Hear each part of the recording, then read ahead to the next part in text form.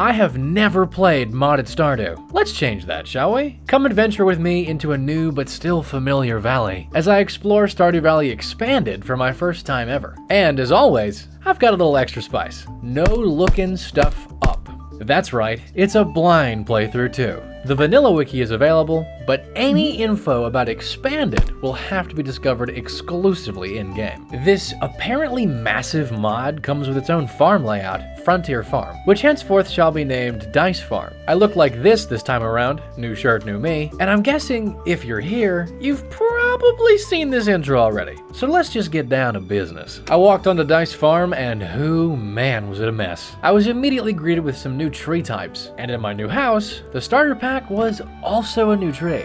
Nectarine sapling? I was totally expecting parsnip seeds. And speaking of differences, I have to meet 32 people now instead of 28. Okay. One of those trees I was investigating bore a pear on day 1, so it looks like things are going to be getting fruity this time around. I made some space for the 15 parsnips I didn't have, and noticed some kind of minecart entrance over here, which of course didn't work. The paths to get to places had changed too, but they made enough sense. And there were also just these little aesthetic improvements in places like Robin's house, just enough to make you go, it's just there. I won't mention every single one, but I'm sure you'll spot a lot of them as we go. And there's just a statue of a pelican here instead of a bench. Whoa, Town? I bought my own seeds since Santa brought me a tree instead, and went to check this place. It's just a whole modded edition. Who are you?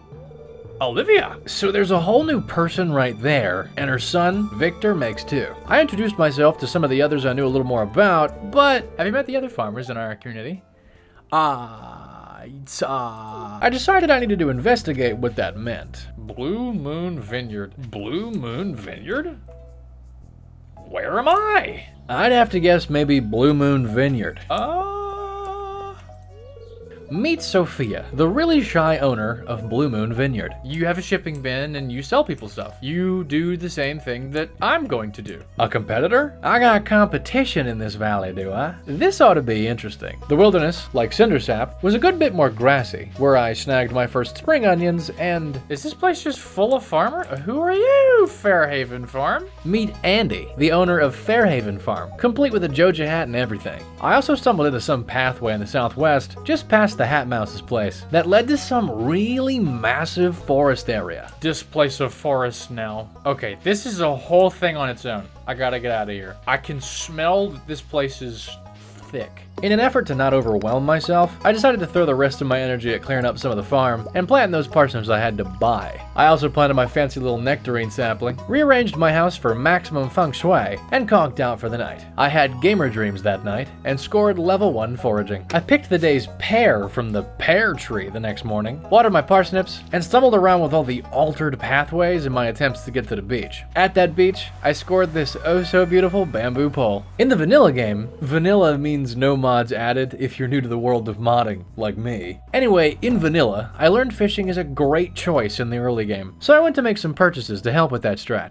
Dulse seaweed? Okay. It's not just map changes. There's item changes. Not exactly a revolutionary realization, considering I'm holding a pear. Still, it was kind of dawning on me how much more stuff there was going to be, as I started rifling through all the tabs and silhouettes of future discoveries. As best as I could surmise, the expanded stuff in these seemed to exist between the 1.5 and 1.6 stuff in the lists. And the cutest thing so far, Dusty. You give Dusty many pets. Look at Dusty. Amazing. Best mod. The museum had a nice touch-up, with all this glass and even... little places to like work and study. And over at Joja? Oh, Morris has an office, and this is a different person. After deciding Joja wasn't for me this time around, I looked east. Where does this go? It goes to this big bridge Victor was standing on, and on the other side... Where am I headed? Where is this? I think this place is called Grampleton Fields, another companion piece of the Expanded mod, like the Frontier Farm type I'm on. These fields were enormous, and after exploring the pathways and where they led, like this train station I couldn't use, and this... What? By appointment only. Atlantis W. Atlantis? Atlantis, no. Anyway, I couldn't quite work out how any of this worked. Except from the far southeast, I found this boat. Where am I? What's this? What? Oh, And now I'm at the beach. Right, okay. Funny thing, I can't get across that. Well, back to the fields. On my way back west, I found something. I thought... And it looked like some kind of grave with a sword. It's a silver falchion. Order of the Knights of Pythagoras. These lands have been vanquished of monsters. The order will continue to help humanity, paving a way to security and flourishment. What? Looks like this mod's got lore. I'm here for it. These fields are safe from monsters. Good news probably for the future. But until I figure out what it's for... It's just like a giant grassy area. Yep, that it is. This is quite a bit to take in. Isn't it? Don't worry if you're overwhelmed. I was too. I spent the rest of that night doing simple stuff so that brain not hurt no more. It rained on day 3, so I grabbed my pears for energy, saw Morris soliciting in front of Pierre's shop since it was Pierre's day off, real classy Morris, and went fishing. I caught my first smallmouth bass, soggy newspaper, and... my first catch of green algae. I am such an angler, man. You can't stop this. Soon after, I saw this lady. Who are you? This is Claire, and she didn't really want to talk. Claire edges away from you. Yeah, I guess maybe the rain and stench of fish wasn't all that inviting. After a few more expert catches, featuring at least something new, and this chest with some copper in it, I managed to catch sea bass walking by for introduction purposes. I kept on trying, and with a little luck, landed my first catfish and my first shad. Now we're talking. It was a serene experience, unbothered by the troubles of... You just had to walk to the other side of the bridge so you could complain about me being in your way, huh? Man, the townsfolk are not liking me today. That's called getting in your own way, Queen. You need to stop doing that to yourself. At least I won't have to worry about that anymore. Shane? I decided that was enough of all that, and sold my catch for the day, and cleared more of the farm by night. In my dreams, I scored level 1 fishing and level 1 mining. Clint taught me about furnaces the next morning, because I fished up some ore. Thanks, Clint. Once I had the snips watered, I found this apricot tree. But it was completely surrounded by stumps I can't yet break. Cheeky. A little further north, I found my greenhouse, and to the far west of the farm, I found another blocked off thing. There's a building up there. What tarnation? Not to mention this suspicious broken bridge. Curious. To solve these mysteries, I'll be needing some cash. So I did what any valley farmer would do, and bought cucumbers? Strange, let's try it. I got a taste of the new NPC's dialogue when Olivia started asking me about my past with Joja. You must feel so much freer to not be tied up in a corporate office and able to do the work you love. I'm happy you found your passion, sweetie. Seeing some actual soul in these mod villagers got me thinking. How will I voice them?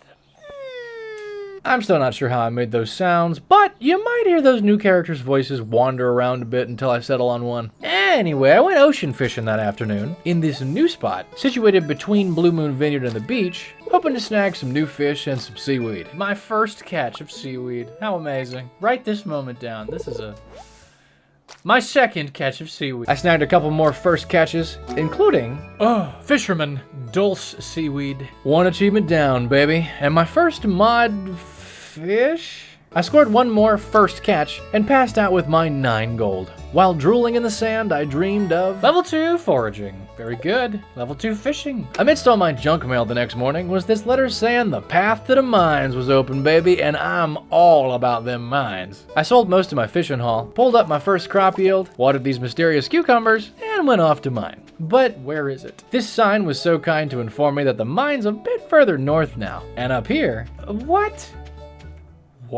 What is this? Marlin has a boat, and it's just chilling here, all suspicious like. I got me a little feeling something's going on there. To the mines I went.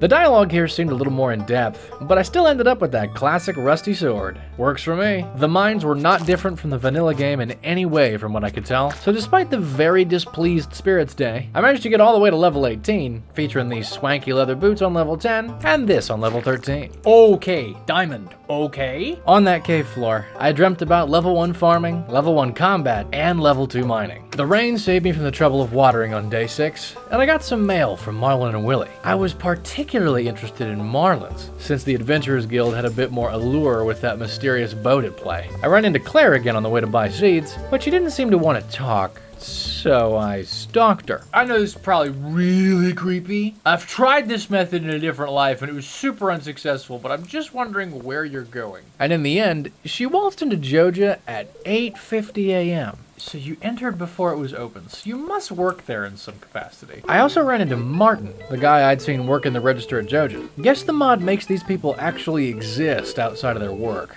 You know, that's fair. I bought as many parsnip seeds as I could, hoping to anticipate quality crop bundle needs. Assuming that is still how it works. I wasn't taking anything for granted. I planted parsnip round number 2 and headed back to the one thing I understood perfectly when I ran into Marlin again. Wait, were you friendable before? I think that's new, and ooh boy, it don't look easy. Marlin doesn't feel like talking. Yeah, no, I get it, but I want to do it anyway. I could read the room, but I don't care. I want to talk. In the interest of progressing the Marlin Adventurer Guild stuff, and to also latch onto something that I understood, I tackled the mines again for the rest of the day, featuring this sweet steel sword, an absolutely legendary artifact, Chewing stick! You found an artifact. The curator of the local museum might want to know about this. He wants to know about a chewing stick. One of these monsters down here chewed on it, and now he needs to know. I love this game. I also scored, Ooh, a diamond. and of course, the best minerals ever. Ooh. You don't mind if I do. Ooh, another diamond. I headed out after popping level 25 because I Now qualify for membership to the Adventurers Guild. Nothing super different happened at this point. There was some new decor, and this lady who had just a fantastic hairstyle, I must say. I got a little extra cash from an ore inspecting quest I'd taken earlier and headed home. Where are you going, Morris? Turns out he takes the bus home at night. Weird, I thought that was broken. You living in there, Morris? Level 3 mining showed up in my sweet, sweet dreams, and the lucky gems put in some work. I snagged my first queen of sauce recipes the next morning, made my first scarecrows to keep my weird cucumbers safe, watered the snips enthusiastically. After that, Lewis introduced me to the community center, and in it was this strange scroll I couldn't read. Whatever will I do about this? I'll come back with some magic. The corporation didn't give me any magic, so I gotta go get some. Claire complained, rightfully, about having to go to work on a Sunday, featuring the dreaded short-staffed phrase. Yikes, no wonder she doesn't want to talk. I swung by the local blacksmiths to upgrade my pickaxe to copper, and then went to see if things really were bad at Joja. Oh? Cutscene? So tired. Oh, it's this lady! The Joja Mart cashier lady has been given a personality, and her name's Claire. Oh! Oh, Claire, you poor thing. Seeds were 10% off here, so I snagged a couple more of these strange cucumber seeds, tried to encourage her, and left her to her sleepy time. Once I added them in, I headed back down to the big old foresty area in the southwest to try getting some wood. Also, there's a sign. Can we going somewhere? Upon inspection, yes. Aurora Vineyard. And here it was. Some sort of abandoned farm. The Dawkins residence, Aurora Vineyard. I suppose I can't judge. I just moved into an abandoned farm a week ago, but this one felt creepier. It had those rundown community center vibes, even with... Is this a budding Junimo hut? Were they starting to make one here? Then I found this strange, partially legible old newspaper. This is what it said. This place went down due to a market crash, and there's something in there about Grampleton. Very curious. Cellars blocked by vines preventing you from entering. I got a feeling we'll be returning here. Wow. I was kind of shocked by that one. I was beginning to feel that Stardew magic, that sense of awe all over again. This was also my first time of diving into a modded version of any game, and I was sort of reckoning with that new type of experience at the same time. So, while I processed all those emotions, I smacked trees. Level 3 foraging, featuring the seed cookie recipe. Day 8, I decided to keep it simple, and hit trees on my farm this time, while I continued to process those emotions. Modding, to me, somehow feels both lame and beautiful. Does that make sense? I was lost in the sauce, let me tell you. It's just like my brain's like... I rambled a lot about my opinion on this. Because I feel like it's a very ill-informed and raw opinion. Okay, Pause. Let me distill this for you. I've always been a bit of a gaming purist, very much driven by a game's achievements or trophies. I'd always seen modding as some cheap imitation of style, to artificially add content to a game that doesn't even stay consistent with the game creator's vision. And the fact mods don't supply new achievements to unlock didn't help my opinion of them either. But I'd never actually tried them, so I thought I'd at least give them a go, since I've heard so many good things about them, and criticizing something you haven't experienced felt a bit ignorant. After this first week of Stardew Expanded, my thoughts on this were beginning to change, as the exceptional quality of what I'd seen so far was challenging my previous notions. And that exceptional stuff, folks, was just the beginning. The wizard sent me this letter, prompting me to head down there and learn the ways of the forest. Tree time! But there was more to see here, too. Oh my. I just want to know what this what? A cutscene began where I compulsively started reading through somebody else's books without their permission and got caught. The wizard began to scold me, but quickly shifted gears to the book I'd chosen. Magical ancient fruit, huh? Oh, do go on, sir. Rasmodius suggested I was unusual for being drawn to these books and offered to teach me about magic stuff. Yes, please. Me like magic. He forbade my use of the Shrine of Illusions and Warp Hall for now. Excuse me, sir. Did you say Warp Hall? Yeah, I'm breaking those rules immediately. Not in use. Unfortunate. Let's hope that opens up later. The zone I remembered that shrine being in was down here and had something else in its place. Weird. I headed home, grabbed the rewards from these two quests, and checked that seed cookie thing. Looks like an improved field snack, requiring the other tree seeds from the two new tree types. Got it. In town, I got to work on them socials and bumped into Gunther, lamenting his lack of stuff. Same, Gunther.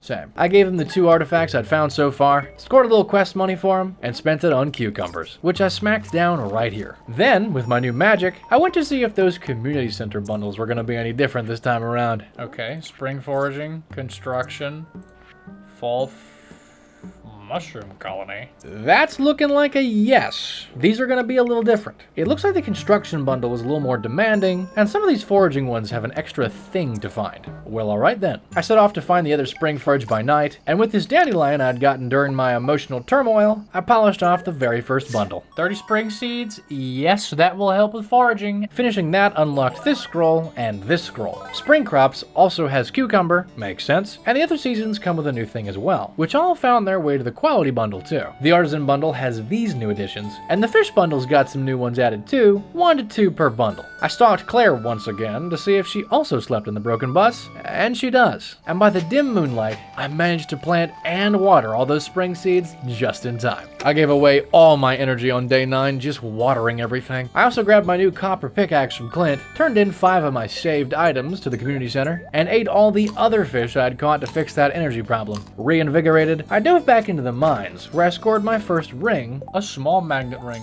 looted the slingshot, and cleared a clean 20 levels. Back at home, I sold 1 of each of these to start working on collections. Probably getting a little ahead of myself there. Level 2 combat. The blessed rain saved me from using up all my energy again, and the next round of sweet snips were ready, plus a couple taters. And I got some gold parsnips for later. 2 to be precise. I decided not to sell them and use them as an investment to get deeper in them mines. I went to those mines where Marlon told me he wasn't a big talker, so I tried giving him something instead. That'll be a hard pass. My apologies. Yikes. Got some work to do there. I'd planned to turn these things in on the way to the mines, but I forgot. I went to the mines again and got cracking. By level 50, I was in a lot of pain, so I took a little break to move all my useful plunder home, some of which I sold for sweet, sweet G. I planted some carrot seeds I'd found, smelted metal bars when I could, changed my mind about the parsnips, planted some rice shoots I found down here, turned in this thing, and made my very first seed cookie. Yum. Tasty. I dreamed of level 4 mining and made this much money. I picked up where I left off in the mines the next day, snagging these new boots, and despite my awful sword, I managed to score the monster compendium and dwarf scroll number 3. This infected level 56 was problematic, and I almost goobed it. Thank you, pair of pears. With not much health left, I managed level 60 and finally got a much needed weapon upgrade. I spent the night licking my wounds and chopping trees. Level 3 combat. I'd showed Clint some ores, so I got a little extra cash for that the next day. And when I looked at my quests, I noticed Marnie, Sam, and Haley. I haven't even talked to them. Jeez. Oh, hey Marnie. Hi. She brought this black cat by. Meow! You may recall from a different playthrough that I meant to get a black cat. Well, now I have. So there. I gave it the most creative name ever. Little Guy. Well, little guy. Anyway, I got this letter from somebody named Susan. Apparently she was trapped in the mountains thanks to Joja's mess. Interesting. Mom sent some cookies too, which is always a bonus. Once I'd finally tended the farm, I set to work on the odds and ends, like grabbing this lost axe for Robin, which I was happy to see was in about the same spot, and meeting those other people. Haley is ignoring you. Okay. Well, I just need to meet Sam. Oh, God. Hi, Sam. I'm really good with people. Speaking of people, I ran into another new cutscene. This one explained a bit about that letter I got today. Susan is apparently trapped up by the train station, and Joja, who promised they'd dig this rock slide out by now, won't be digging her a path until early summer? That is awful. Lewis told me not to bother using my pickaxe on it since it would take months, so of course I did exactly that. Surprisingly, it did nothing. Imagine that. I gave Robin her axe, grabbed the reward, and headed off to mine some more, where I ran into some other adventurer, Freya. And again, excellent hairstyle choice by this person, gotta say. I bumped into another cutscene where I got a sweet offer. You're not joining the Adventurers Guild? Yes. Yes, I do. One oath-swearing later, and now I'm the 23rd guild member. 23rd? Marlon filled me in on a few more details, but so far the guild appeared to just work like it did before. I get this feeling that's gonna change. In the meantime, I gave Marlon a piece of wood to secure the How to Win Friends quest, sold him all the spare equipment I wasn't using, and got to work on those eradication goals, since I suspected those were just the tip of the iceberg this time around. The crystal dagger put in some work. Yeah, that was a A little extra forage and XP is always appreciated. Not to mention this extra energy from the seed cookie. And I made a discovery. Ooh, what's that? It's called the Shadow Dagger, and it seemed to be a possible upgrade. Oh, that's crit for 180. Yeah, we'll be using the Shadow Dagger. We will be using the Shadow Dagger. In case anybody's wondering, we will be using the Shadow Dagger. Comment below if you think you know which dagger we're using. Something really odd happened after that, where this ghost dropped gold ore, but it had a different texture before I picked it up? No idea. But did you notice that I killed it with the Shadow Dagger? I reached level 70 that night, smelted my first gold thanks to the ghosts, and tried to run home, but didn't account for how much further away the mines are now. Drooling in the dirt of my own farm, I witnessed a miracle. I swear to God, if this fairy comes and sprinkles onto my rice. What a moment. But hey, level 4 foraging. My carrots were ready on day 13, which are great for energy, and I made a discovery. Ooh, I can get forage on the farm? Nice. Definitely need to keep them grass patches clear then. Day 13 was also the beginning of the end of being broke AF because it's Egg Festival time, and I saved all that quest money for strawberry seeds, baby. I talked with everybody, including new additions, and Pierre because I can now. Oh, and I hunted for eggs too. Egg!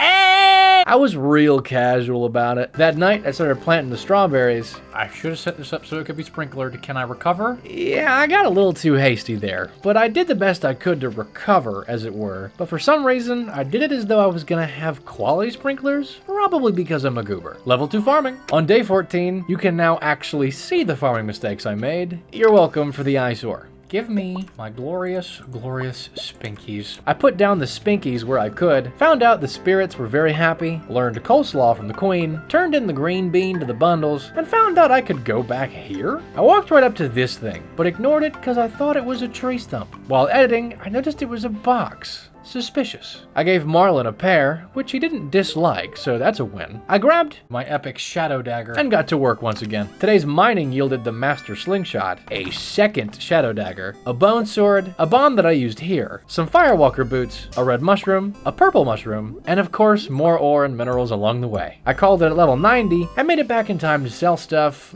but... Run!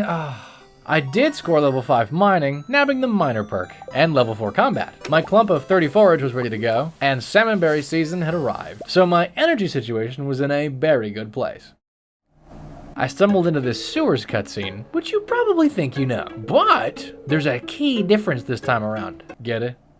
Key. Marlon has the key. It's been adjusted. This is very promising. After a short bout of foraging along the way, I bought my fiberglass rod to improve the fishing scene and got down to it. And then something amazing happened. Hey, an ancient seed is stop everything. I took it straight to Gunther to get the plantable seed and recipe, made a new sprinkler. I'm gonna give this its own little spot because this is kind of special. This is kind of a big deal. I planted it here, put the sprinkler here, but then, for some reason, I decided I wanted to move the sprinkler. No! Yeah, that just happened. And I didn't take it very well. Oh, there I go. There's a bed there, just so you know. What do you mean? You have got to be kidding. What was that? Folks, I'm a goober. I really am. It took a while for the frustration from that one to fade. Oh. So I went back to fishing, hoping to find a way to move on, and caught my first brim. Oh, the shame. The absolute stupidity. I cried into the river that night. I weeped and I whinged as I reeled in catfish. And right there, in my tears, I dreamed of level 3 fishing. I sold that beautiful haul on the morrow, and ooh, cucumbers. Whoa. Cucumbers. Whoa. I nabbed my first cauliflower too, and tried to describe how I was feeling. Emotional damage. I took those 2 new veggies to the community center, Yay! which unlocked a new... Oh, beat the boiler, beat the boiler, beat the boiler, beat the boiler, beat the boiler, beat the boiler. that room. The requirements were all the same, and I was only missing one. So I turned in a bunch more stuff, earned these 2 things as rewards, unlocked these 2 scrolls, and noticed these 4 bundles had an extra thing now. Nifty. I plunged back into the depths of the mines to further drown my sorrow and picked up my obsidian edge. But with my still tiny inventory, I was having to leave so much behind that I stopped after 5 levels. I whisked these mushrooms over to the CC and congregated all my furnaces here on the homestead, where I got some smelting going. I went back to the mines to look for a frozen tear instead and found dwarf scroll number 2 instead. I made this much overnight. I took care of this extremely important business right here. Little guy has a hat now. I watered what the Spinkies wouldn't cover, gave Gunther that scroll I found, and stumbled into another cutscene, this time with Sophia. And as you can see, she's really bad at the people thing. You are hiding from me. You are hiding from me. She wanted to give a helping hand with farming and gave me this quality sprinkler. Even better, she said I could use this order form in her house to just buy more. Well, guess the whole prioritizing the mines thing wasn't that big of a deal. I'd come down here to fish, which I was wide awake for. You know what that means, right? I caught my first sea jelly and scored another achievement. Ooh, mother catch. I've already caught is that already catching 100 fish? Yes, it is, but hoo-wee, I've got so many more fish and achievements to go. My final haul for that night looked like this. I grabbed what I could of it, ran home to sell it, smelted a bit of extra gold, and popped down my new quality Spinky right here. That night, I dreamed of level 4 fishing and pulled in a little fish in cash. Morris did that awful thing he does on day 18, but I missed the part where that's my problem.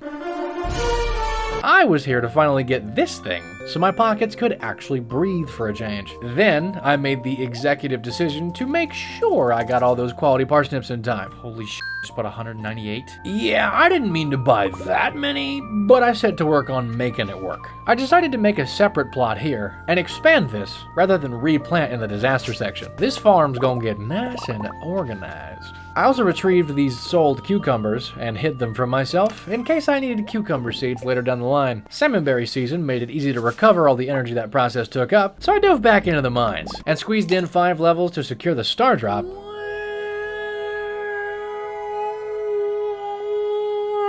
It's strange, but the taste reminds you of life. Tasty. I immediately shifted gears to hopefully find that frozen tear, where I did actually score a couple of ghost fish of all things, but no tear. Level 6 mining is good though. We won't turn that down. Jojo charged me a single G to move me last night. Really, Morris? Mom also sent me 500 G, so that made me feel a little better. I sold some of yesterday's haul, added a bit more to the organized farm part, watered the disaster zone, gave Jody that cauliflower she asks for in the mail, and turned in a winter root. I spent some time hunting down a frozen tear again, and looky there. Ooh, a coffee bean! Ooh! Perfect. Now I can get going a little faster. Okay, Watson, you got a new seed. Don't break it. I tossed the sad boy rock in the boiler and saw my old friends once again. We are the Junimos, keepers of the forest.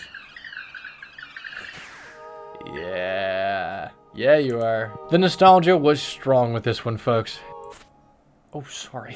Yep, almost stabbed a Junimo. Yikes. Time to leave. At home, I proceeded to sort out that coffee bean. Watson, don't be dumb. I was being very careful this time. Sprinkler, coffee bean, watering can, Run away. I came back briefly to toss this speed grow on it, but otherwise kept my distance, featuring some farm clearing, since I'd probably need access to this minecart real soon, seeing as those boys are getting things fixed up. I scored this much money from the mining spoils. I got my first gold cucumbers on day 20, and checked out my new minecart. Minecart doesn't work. No! Well, guess that's for a different thing. These bad boys work though, and I took them right to Clint. I sold him 5 gold bars to top off my money for this steel pickaxe upgrade, and then I made a key decision. I sold him the rest. I had a feeling this money would help me more than hoarding these bars for quality sprinklers, since I could either buy them later or wait for 4 more farming levels to craft them. I grabbed one of each of the spring things I hadn't grown yet from Joja and spent the rest of all that gold money on more parsnips. I know that seems ridiculous. That's because it probably is, but I think it's the move. Yeah, let's see how this works out. Demetrius asked me about this cave thing when I walked back on the farm, and I chose mushrooms, though I fully planned to forget about it either way. Anyway, those parsnips. I spent the day setting up space for them. I left this bluegrass intact for a future animal building, but otherwise sculpted this area into a big old parsnip zone, and got a bunch of much needed clay while doing so. I had this giant thing to water next morning, but it had strawberries in it too. I saved one of those, sold the rest, and began the absolute slog of watering this whole thing.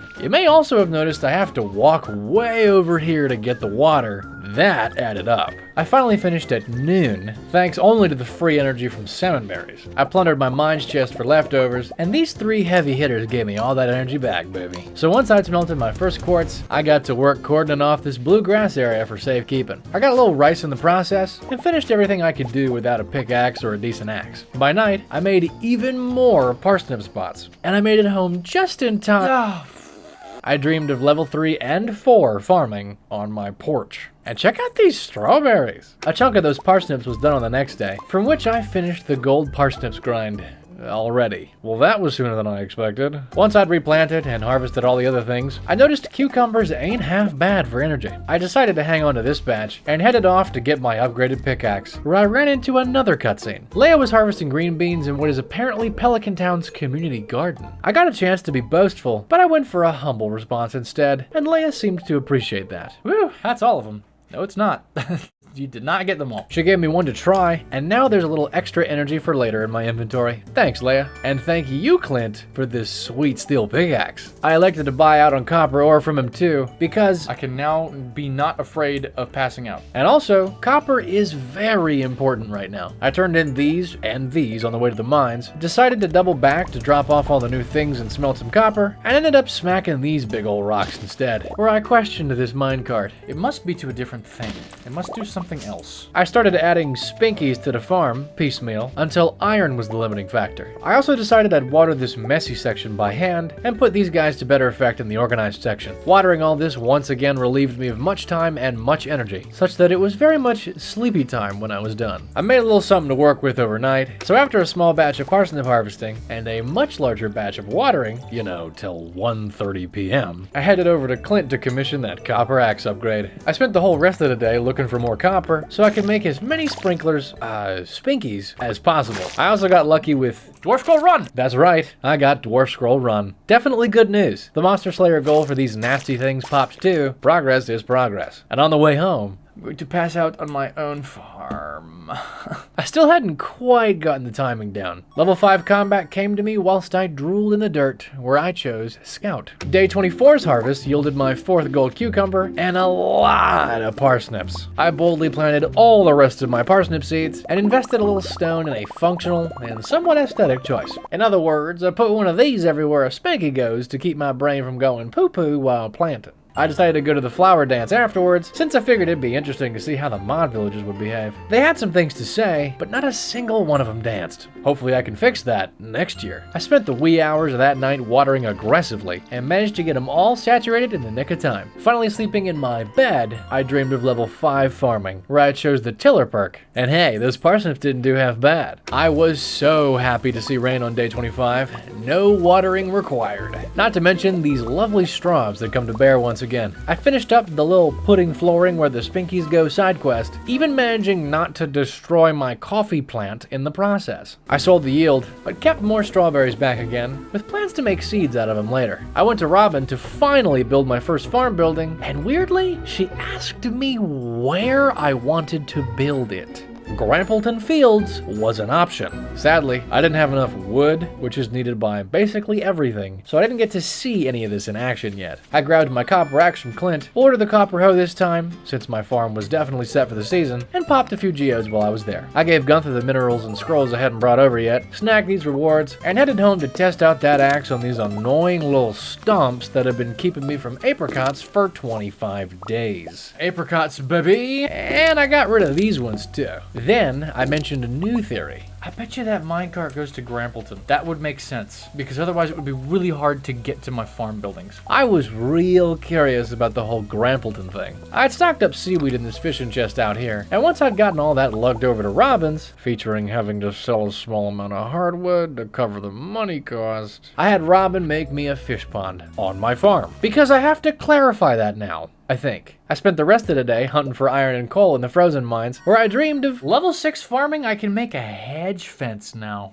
Weird. On day 26, I said, Ooh, this is good. because it was raining again. I got a little of everything in today's harvest, moved sprinklers to where they'd be of use for the last 2 waterings, gathered my daily apricots now, chopped a good few of these big boy stumps, and made a discovery along the way. This is definitely a fruit tree. At least this one won't be blocked for nearly its whole season. I added 5 more sprinklers from yesterday's iron efforts, and headed back out to the mines once again, stumbling into a gold daffodil along the way. I checked and saw it was Pierre's birthday, so I figured, why not? Hope you feel special, pal. I executed what I thought was a big brain move, and decided to sell a few cucumbers to get an apple sapling, since I'd need those by fall, and I had just seen a pomegranate tree. Right? I turned in the hardwood I'd farmed earlier to polish off the construction bundle, earning a charcoal kiln. Yay. I popped that essential sapling down here, and once again spent the rest of the day fervently plundering iron and coal from the mines. By night, I found out Marlin can make some use out of a cucumber, which means he liked it. Right. And I spent a little time smelting to make sure I got them spinkies made sooner rather than later. Level 5 foraging, and I just had to go for Gatherer. Lewis came to chat to me about all the different farms on day 27, and then just left. I got worried that I was gonna get a complaint. Cause I am quickly becoming a serious drain on this town's water. Many more parsnips were ready to go, and finally, with a little cheeky transmutation, I ended my massive sprinkler rush with this many sprinklers. And I learned while watering my strawberries that fish ponds work for refilling the watering can. Nice. With that fish pond in mind, I made a whole bunch of bait from all the bug meat I'd racked up hunting for ore, and started fishing for a fish to put in that pond. I got my first carp, bullhead, chub, largemouth bass, and also, Oh, tadpole? I was hoping to snag all the spring fish before it was too late, and turned in all these guys, including the tadpole, and my now 5 gold cucumbers to their bundles. But none of these fish felt like the best fish pond fish. So I decided to try something dubious. I did catch my first ghost fish and white algae in the process, and even managed to hook an ice pip, but it wasn't to be. I did get this diamond though, along with level 5 fishing overnight, where I chose the fisher perk. And of course, Look, a little cash. I'd gotten 2 achievements overnight, including monoculture thanks to all those parsnips, and was approached by Marlin on my doorstep. Apparently Gil wanted to talk to me. Intriguing. The final snips are ready for harvest on the final day of spring. Hey man, this might not have been a bad idea is all I'm saying. It pumped my farming level by quite a bit, and left me with 46 spinkies ready to go for summer, so on the whole, I was pleased. Plus, money. On the way to finish spring strong, I gave Claire a cucumber. Oh, for me? I'm truly thankful. Oh wait, that's genuine. But it wasn't quite a hit for Martin. Take notes, folks. The ladies like cucumbers, apparently. Here I thought it was fruit. I turned in this fruit to the CC, slammed into a cutscene where I literally just gave Dusty more pets. That's a happy Dusty. Who's a happy little Dusty? I gave Marlin a cucumber and said this. Some people like a little cucumber in the morning. Stop it. Stop that. Leia, in fact, enjoys a cucumber in the morning, and decided to let me know there might be some banging inside her hut. Stop that. I bought a couple trout soups from Willie, snacked on one, and tried the ice pip mission once again, but didn't even hook it once. I did get a whole lot of algae though, which ought to help. The Gil conversation ended up being a cutscene about getting the mine carts plural on my farm fixed up. Apparently with some copper, Gil could fix them right up for me. Oh, really? I quickly turned into Ghostfish and skedaddled on home. Run, baby, run. Run like the wind. Trying to get to my house before I pass out again. And then this. and then that, and then bed. No! I dreamed of level 7 farming next to my bed, and got some cash for summer seeds. All my beautiful strawberries were gone the next day, and Joja sent me this form-fillable letter, encouraging me to boycott Pierre. Classy, Joja. My first nectarines had arrived as well, featuring another tree I couldn't quite get to due to these rather specifically placed logs. This chest had also appeared next to this minecart here, where I could put the 24 copper ingots and 24 iron ingots to have Gil repair it. That's kind of a tall order considering I literally just used all my copper and iron on sprinklers, so I don't know if I'm gonna be able to do that for you. I plonked this nectarine down for the Junimos, and then Claire told me Joja had me covered for seeds. But before I could see about that, I smacked into this Demetrius cutscene on the way to Joja. This was an impressively long lore dump about the valley itself, where the mod sort of established some of its own canon. Feel free to pause a whole bunch if you want to read it. It is nifty. At Joja, I confirmed there was a 10% discount on seed prices here, bought a few of each seed type, and dumped everything else into blueberries. When I got home, Willie pushed me up against my door and told me to fish at Shearwater Bridge. Okay, Willie, geez, calm down, I just got here. Just as I went to plant, I realized I didn't have my hoe. Clint has it. No, I can't not have the hoe on the 1st of summer. I snagged that, and since I was in the area, I threw my line off this bridge Willie mentioned, and pulled in my first pike, and my first rainbow trout. I got to work tediously hoeing this weirdly shaped farm, but I got it eventually, filled it with blueberries, and of course, did the day 1 watering spree. With what time I had left, I planted the extras. Level 6 fishing. After all that, it rained on the 2nd day. Nice. Joe just sent another cookie cutter letter to inform me the landslide of the railroad would be cleared tomorrow, and I took the chance to quickly plant my remaining blueberries and Gunther's melons I'd forgotten about. I chucked the rainbow trout in my pond so it was at least doing something. I started this habit of replanting the coffee bean harvests. Then I spent the first of a few days no life in the mines, since I needed a lot more copper and iron. Level 7 mining. Susan, the no longer trapped lady, introduced herself at my door the next morning, and I kicked off smelting my yield, featuring adding a few new smelters. I also started another habit of just planting any seeds I found while mining the next morning. Once I had the unsprinklered zone hand watered, I made a plan. We're just gonna go mining until I can't see straight. And that's what I did, in the icy zone this time. Oh, Dwarf Scroll 4. Really? Got that a lot earlier than I did last time. Yeah, get out of here with your slime. No goop allowed, except actually I'm picking up your goop and I'm keeping it. I'm weird like that. Anyway, level 6 combat? My first roe showed up the next morning. I took care of some of those habits I mentioned, and I made my first preserves jar to process that roe. I turned in the dwarf scroll, snagged the translation guide, and smacked headfirst into a cutscene where Lewis was chewing Morris out for the lack of care that was taken with Joja's landslide operation. Good on you, Lewis. Get him. Get 'em! Back at the farm, I made some sprinklers to handle most of the compulsively planted seeds and headed off to Robin's, on the way to which I found a grape, this artifact, and a spiceberry. Hey, that's all the forage! No, actually, not in Expanded. There's another, and I've got no clue where it is. I ordered a silo from her. Yes, a silo, before any livestock buildings. At least I'll have plenty of hay when I finally get some chickens. I turned in the vanilla summer forage and stumbled into Susan, who was apparently a little perturbed by that rock slide. Andy talked a little about corn, a bona fide strategic move, and I gave him a cucumber, a very human exchange. Haley, of all people, was not a fan. Alex was a bro about it though. Thanks, Alex. Just kidding, the ladies do not like cucumbers. I handed Gunther these bones and got, ooh, yeah, I'll bring that home. How about right there? I watered what wasn't sprinkled this morning, did a tiny mines run to get enough so I could have everything being watered, and comfortably, finally, make a glowstone ring. Yes, I can see at night. I can see at night once more. Okay, alright, I'm happy. This pleases me. After putting these last sprinklers down, I spent the rest of my energy lumberjacking. Did we sell something? Oh yeah. That's money. That's money right there. 9 of them. Those sweet spinkies were killing it on day 33. Yes. Yes. Yeah.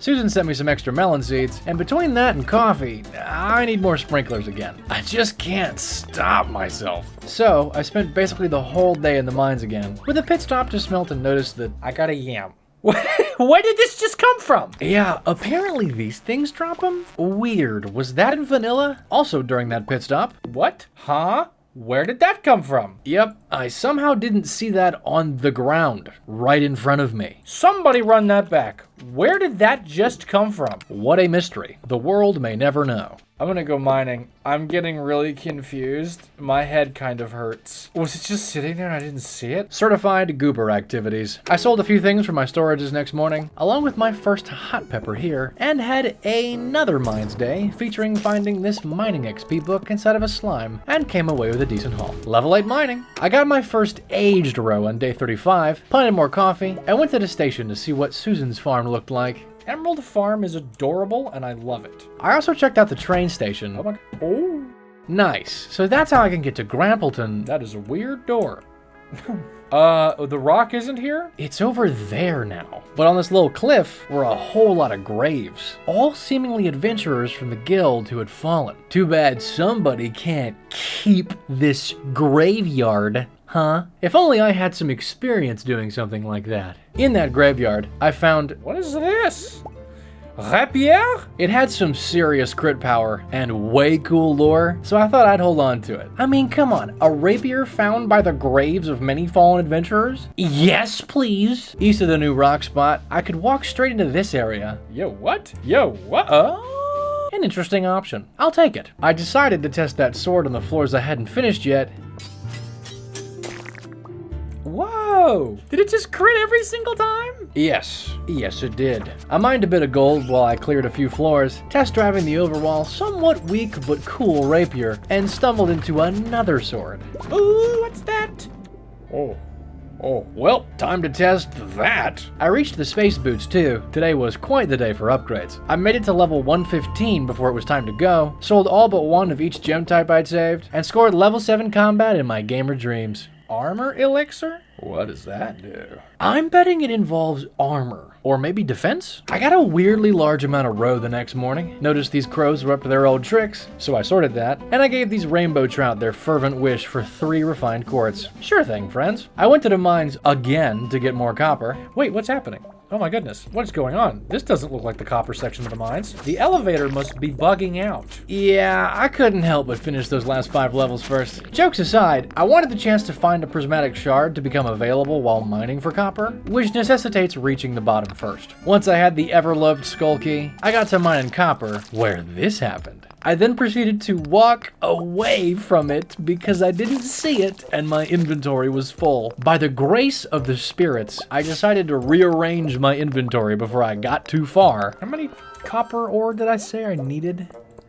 Oh my god. The redemption arc has begun. It's time to fix my past mistakes. After a little more mining, featuring this Monster Slayer gold get, I turned that seed into a seed, put my pickaxe away, and popped her down right here to start the ancient fruit grind. I also finally had all the metal I needed for Gil's request. Let's hope it's awesome. I'd found a little speed grow that I threw on this as well, carefully. Be careful, don't hurt them.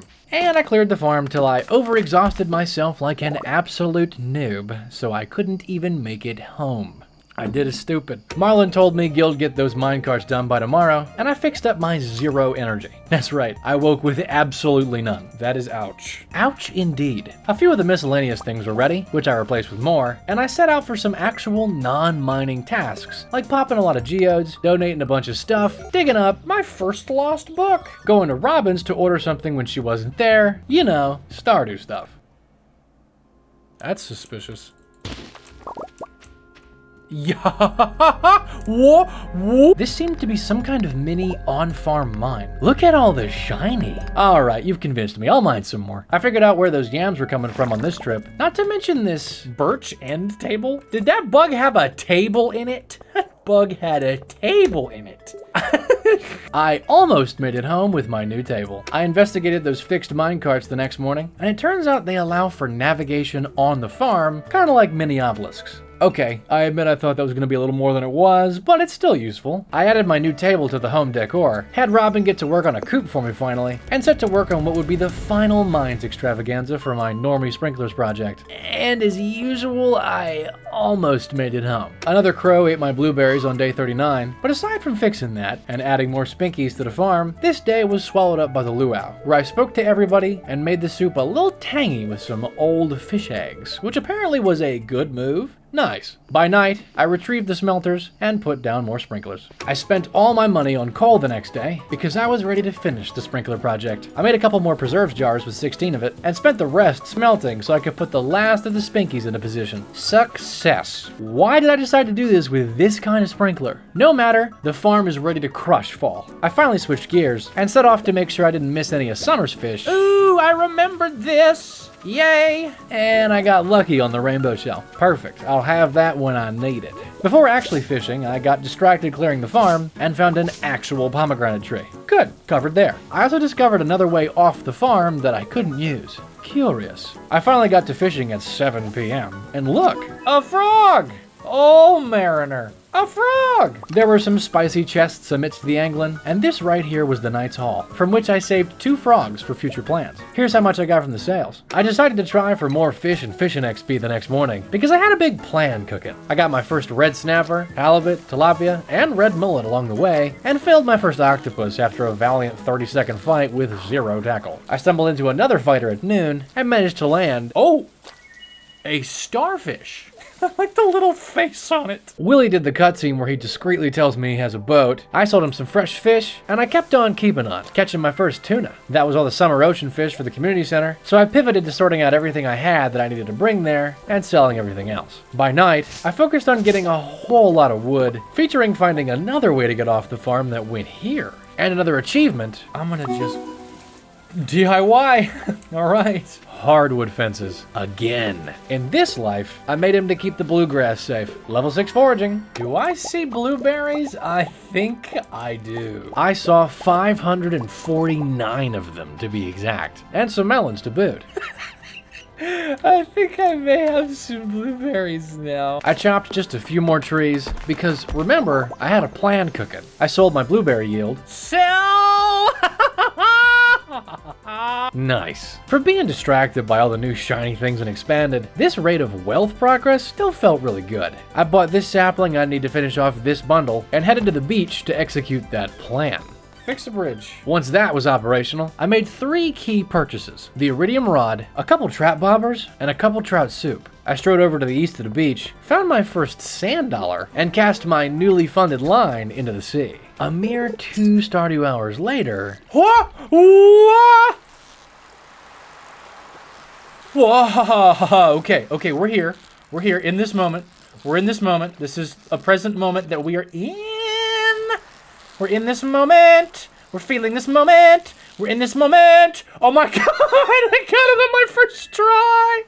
Yes. Yeah! Who needs starfruit wine and kegs year 1 when you can get crimson fish year 1, baby? Enjoy your new home, friend. I planted that persimmon tree up here and started up a habit of checking the cart lady in the hopes of finding a red cabbage seed. I found this seed instead, which is also good. I should probably mention that I did not check the box that guarantees it'll be there, but that won't stop me from checking. I began tentatively making some quality spinkies with plans to expand even more for fall, and did some clearing up around the greenhouse where I discovered a peach tree. Are all of them on the farm already? This kind of smells like something's hidden up here. You know what I mean? It smells like there might be like a secret. A little secrety-deakerty kind of business.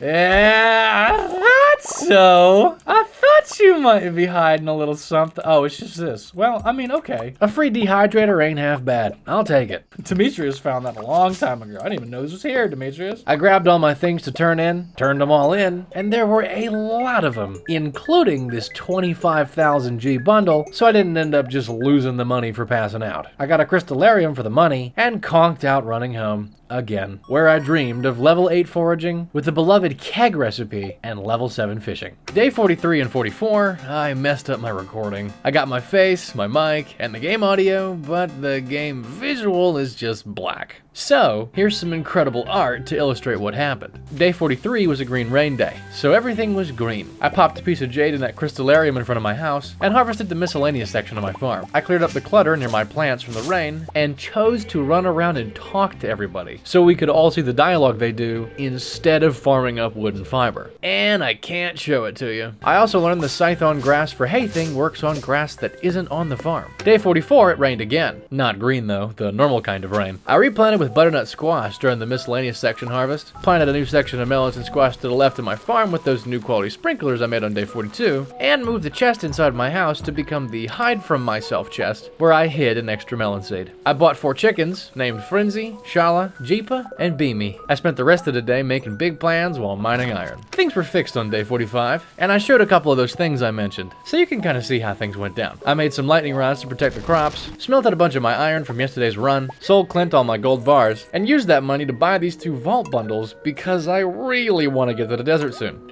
Also cake. I went for a little river fishing at night, where I scored, ooh, the Jewels of the Sea book, which I read dramatically. I ended up with this as the haul, plus a little of the Trout's Row, all going in the bin. I got almost enough for that last vault bundle. On day 46, blueberries and batteries. Very good, very nice. I sold yesterday's gold I fished up, harvested this mountain of 547 more blueberries, and went to try and catch an octopus. What is this fish? It's a starfish? Starfish.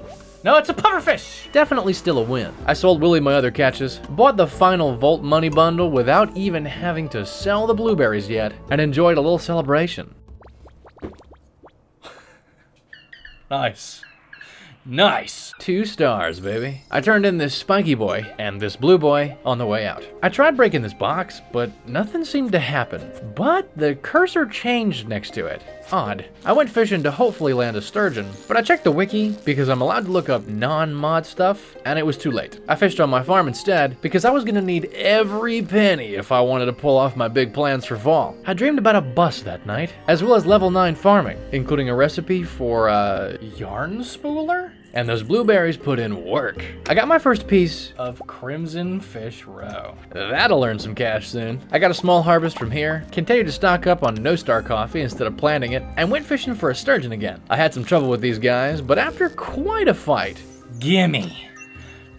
I did get one. I checked on my chicks, nay, hens now, and scored my first eggs. I've been saving earth crystals for this very moment, and made 4 mayo machines to start making my first mayonnaise. I also made my first tappers, because I figured oak resin for kegs might be a good thing to work on. Overnight, I got Level 8 fishing, baby. and all this cash. I ran straight to the beach again to try for an octopus, but got distracted by Marlin standing in front of the sewer. He mentioned they got some new weapons, citing a place called Castle Village? Where? Oh, come on. Tell me it's a whole new place. Tell me it's a whole new location I get to go to, please. I fished for that tentacled boy while thinking about a castle in a village, and I was just a bit distracted when... There's not gonna be good. Oh! And despite my best attempts to lock in... Oh, no. No, I'm getting juked. No, no, no. No! And that's the only time I saw it that day. But I did get another of these guys. I snagged a bunch of coral for future beach totems, gave the bus lady some cucumbers, sold my ocean fishing haul, hid the pufferfish in my chest of hiding things, finally let my chickens start eating the blue grass I'd saved up for them, and smacked into a cutscene on the way out of the coop. Apparently, animals won't wander out of the fence areas, so I could apparently leave the gates open? Nifty. I tried to do a bit of planning and ran into a snag. But what's going on with this, though? Do you think it's in the desert? Baneberry. Baneberry? It was too late for the bus, so I did a bit of clearing up till it was time for sleep, featuring this discovery. Oh, I guess I could slap a farm building over here. Look at all this blue grass. This farm layout is really engaging, gotta say. The Queen of Sauce gave me the maki roll recipe the next day, good news. And the row grind was picking up. I yoinked a little hay out of the hopper here for this chest full of stuff I gotta turn in, witnessed another disappointing traveling cart situation, and decided to kick this thing into gear. Game knowledge. The next stage of Cheese Quest demands a rainbow shell, and lucky me, I already have one. On the way, I run into a quest I didn't know about. Oh, something's happening. Oh. Lewis had hired Clint this time to clear out some rocks, and he needed some help getting the materials. So of course, You'll help me out? That's kind of you. Yes, I will. I think that's what I'll start doing now. When someone asks for help, I'll just jump. Jump in the comments and tell me about your favorite timestamp. It'll help me out. Thanks. I was confused about that cutscene. Interesting. I thought that was the Perfection Summit. Maybe that's changed entirely now. Strange. Very strange. I tossed this shell in the box here and was told about the whole 10 beats in the mayor's fridge thing. Will do. First, I went to Clint's because I wanted to know more about that rock. And after doing his usual awkward thing, he let me know that I need 20 of each. specifically coal and iridium ore. But hang on a minute, buddy. We both know that you have the coal. You sell me coal, Clint. Okay, Clint. I see how it is. What's going on there? I finally set off for the desert amidst my sass. Yeah, it is different. It is quite different. Hold the phone. What is going on? Firstly, the oasis is up now, not down. And then, Oh my god. Casino looks a little different. Oh, Sandy got a rework. some things have changed. I was tempted to buy those beet seeds now, but I can't grow them yet anyway. And I still need every penny for the big plans I had for fall. I took a look at the water over here. Since I'd remembered a rod, I started looking for a sandfish. It's the scorpion carp. Oh my god. Goodness! Psychological trauma. Oh.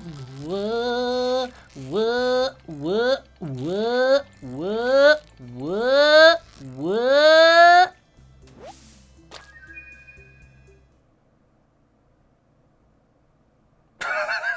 Right, okay. I had to coax it out of there with my mating call. What? Alright, that's done. Scorpion carp and sandfish, check. I checked the trader's trades too. These all look familiar. That's new. Gold carrot seeds, huh? I headed south to see what else had changed. And, well, you can see it's different. Is the desert like a big desert now? Yes, it's a big ol' area. But everything we know and love is here somewhere. I guess it's just more room to... What if there's supposed to be like a desert farm? What if that's farmland for deserting? An interesting prospect, I must say. I decided to test the caverns first. Found out my shadow dagger still ain't half bad. Yes, get away from me, baby. Then I had a realization. If I get the 25,000 money, the 10,000 money for going. Brain overload. I got this nifty dagger on the plunge, and that farm totem which saved me some trouble and let me dream in my bed about level 9 mining. What I was trying to say before the overload is that this quest was coming. 10,000 G for hitting level 25. The next glorious harvest arrived that day, featuring mayo and my first aged crimson fish roe. I made my first seed maker as well, plopped her down here, and started chucking strawberries in it. I took a little more time to make tappers because I was way behind on oak resin for kegs. Then I set to work on trying to get that extra cash from Chi. It was a bit perilous though, because sometimes this would happen, Oh, it didn't die. which whittled away my health. I did get a glorious hole on level 8 that dropped to level 16, where I made a single bomb, Because I need to get cloth for the community center. and I'm bringing those little rats mummy cloth. They won't know the difference. I didn't actually get cloth from that one, but it gave me solar essence, which started a snowball of making mega bombs to blow up mummies, to get more solar essence, which, after another lucky hole, eventually got me some totally sanitary cloth. And I even got another one. 2 levels later, I heard this sound. And knew tomorrow I'd be a very happy farmer. I pushed my luck a bit further for any iridium I could snag for Clint's project, scoring also a prehistoric rib from this guy, a little more iridium, and a sneaky rabbit's foot. But then, things went a little off the rails. Oh! I elected to eat both of my chocolate cakes to heal up. It didn't do my health again. Pretty sure that just skipped my health on the second heal. Am I crazy? I'm definitely crazy, but this is not why. The second cake literally did nothing. Worse still, I quickly took damage again, and again here by the tiniest margin, and again outside the bomb radius. So I said, Maybe I should just go then. Maybe it's time to leave. and that would have been a very good idea, because seconds later, I did this, and then... Okay, this is dangerous. This is extremely dangerous. I tried to leave. I was literally going to use the totem. This is because of the cake. Yeah, I blamed the cake. Sure, the cake did rip me off, but I also took damage from my own bombs like 4 times, so maybe I'm just still a noob. Thankfully, I didn't lose anything critical. While I slept, Mr. Chi dropped these boxes upon the valley. As for the money, That's pretty good. What? Oh. Emily swung by the next morning. And I'm sure you've acquired some cloth by now, right? Well, maybe. Once she left, I checked my mail.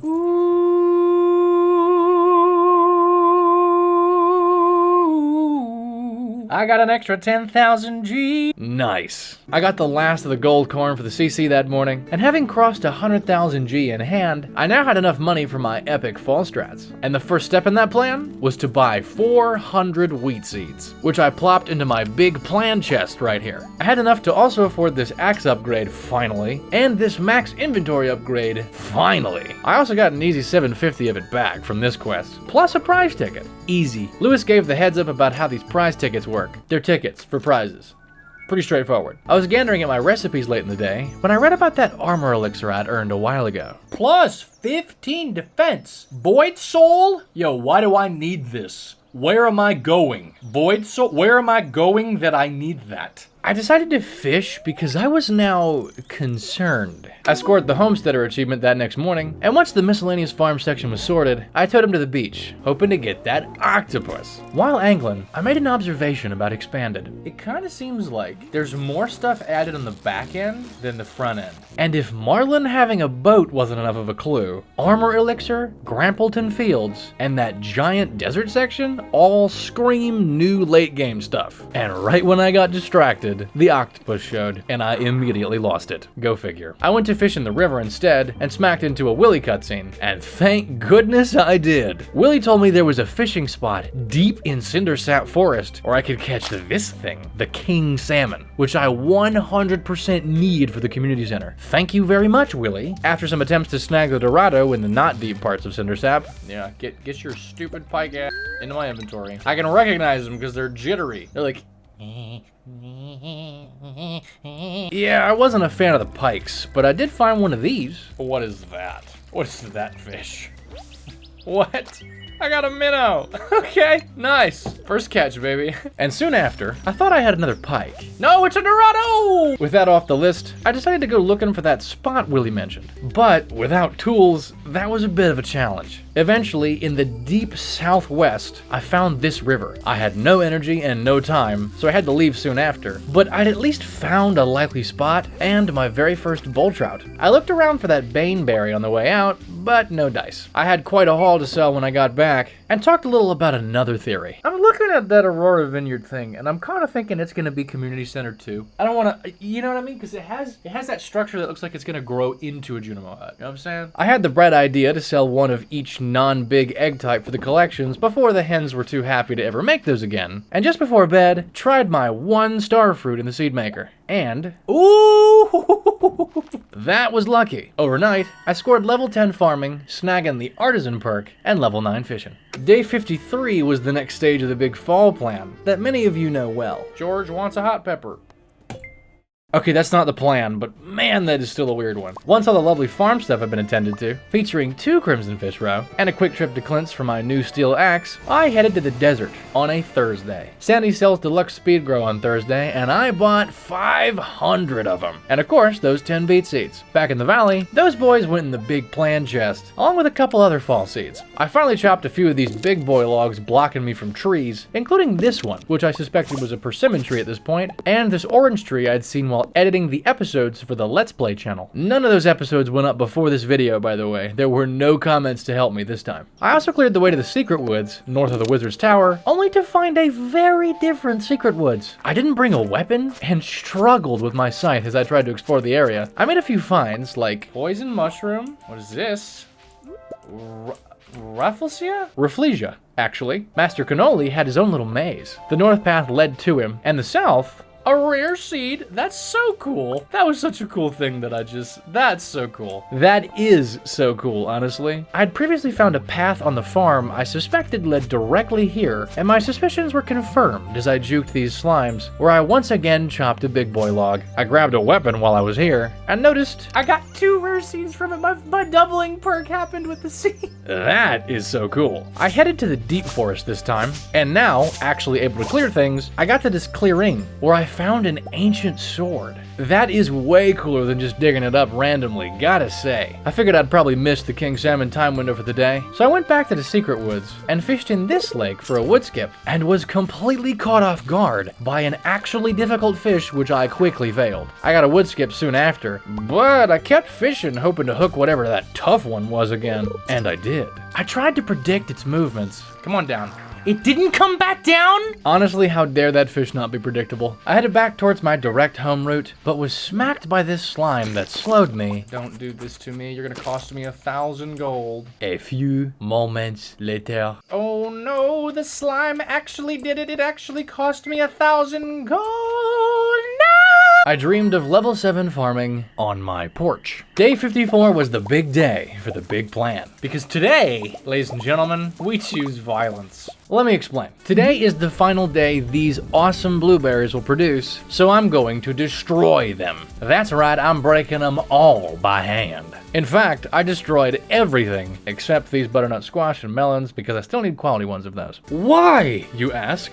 Because if I plant wheat today using deluxe speed grow, it'll be ready on fall 1. And wheat grows in both summer and fall. This should preserve the water, till, and fertilizer in the ground through the season change, making the planting of many pumpkins on fall 1st much easier. I wrapped up my final checks on fertilizer just in time. No!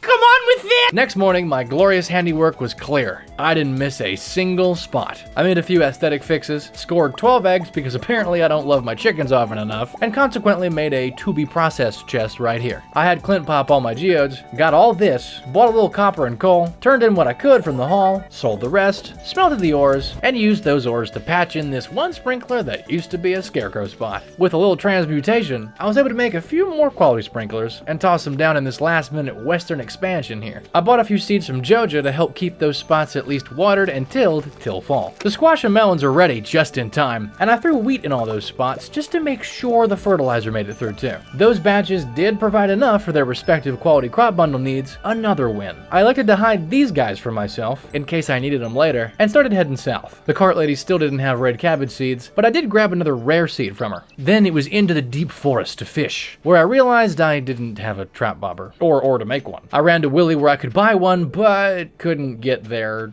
Back to the forest. I finally made it by 1 p.m. where I fished avidly for a king salmon. Yep, that's the one. That'll do it. Ooh, it's just... Ooh, okay. Okay. That'll be the one. It's erratic. Concentrate now. Don't lose your concentration.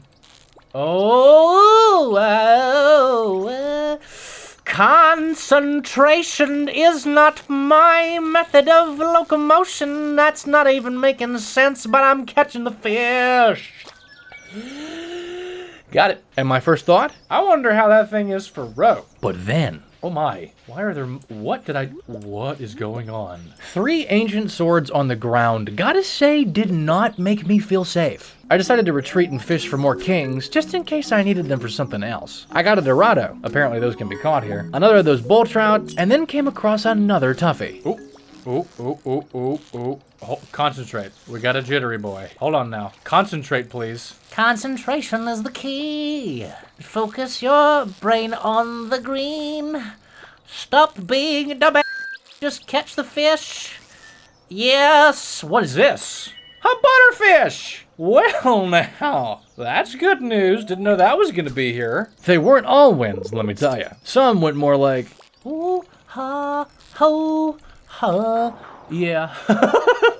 In the end, I managed to snag 2 more of each of those tough ones, just in time to realize I forgot about the moonlight jellies. I tried my darndest to get there in time, but I just didn't even have a shot given how large these deep woods are. I made some summer seeds in the hope I could grow them somewhere else to get the baneberry, hid some of these new fish for myself, along with the extra ancient swords, because I had an eerie suspicion that I'd need one, and that was why they gave me 4 of them. With a last-minute Queen of Sauce episode about bread, I closed out my first summer of my expanded adventure. Day 57 and 58 also had a recording error, but this time it was the game audio. OBS was genuinely trolling me with this video. So unfortunately, you can't hear the ploink ploink of all this wheat entering my inventory. But would you looky there, the deluxe speed grow is still there. I broke the wheat that held things together where the squash and melons were, and ended up with a nice chunk of wheat. I went to Joja for that sweet discount on seeds, where I got 4 of every fall seed and 500 pumpkins. pumpkin seeds. Before I left, Claire mentioned wheat in a fond way, like remembering home, so I gave her some, but she didn't like it. Well, excuse me for trying to be thoughtful. I'd seen the expanded version of this secret book over here, and with my new steel axe, the alleyway buffet was mine. I got to work planting all these bad boys at 3 p.m., cleared out this stuff down here, planted 3 rare seeds with the ancient seed up here, and built an expansion down here last minute because I had a little extra. I shoved all the non-pumpkins in this area too, without deluxe speed grow, and burned the very last of my energy to water as much of it as I could. I kicked off the next day with 0 energy and still 0 sound. But I'd gotten this cake in the mail I'd been saving, and this was the perfect time to use it. I realized right after that, It is a persimmon tree. good, that's covered too. I cleaned this up and put down everything I still had here, and set to work on the 12 quality sprinklers I now needed. I swung by Robbins to buy a little wood, and ordered my first barn, because I'm gonna need them cows and goats. Also give me this, because I'm sick of the not big chests. 1.6 really spoiled me, huh? Lewis and Robin got this big quest board up and running. So can we say that you're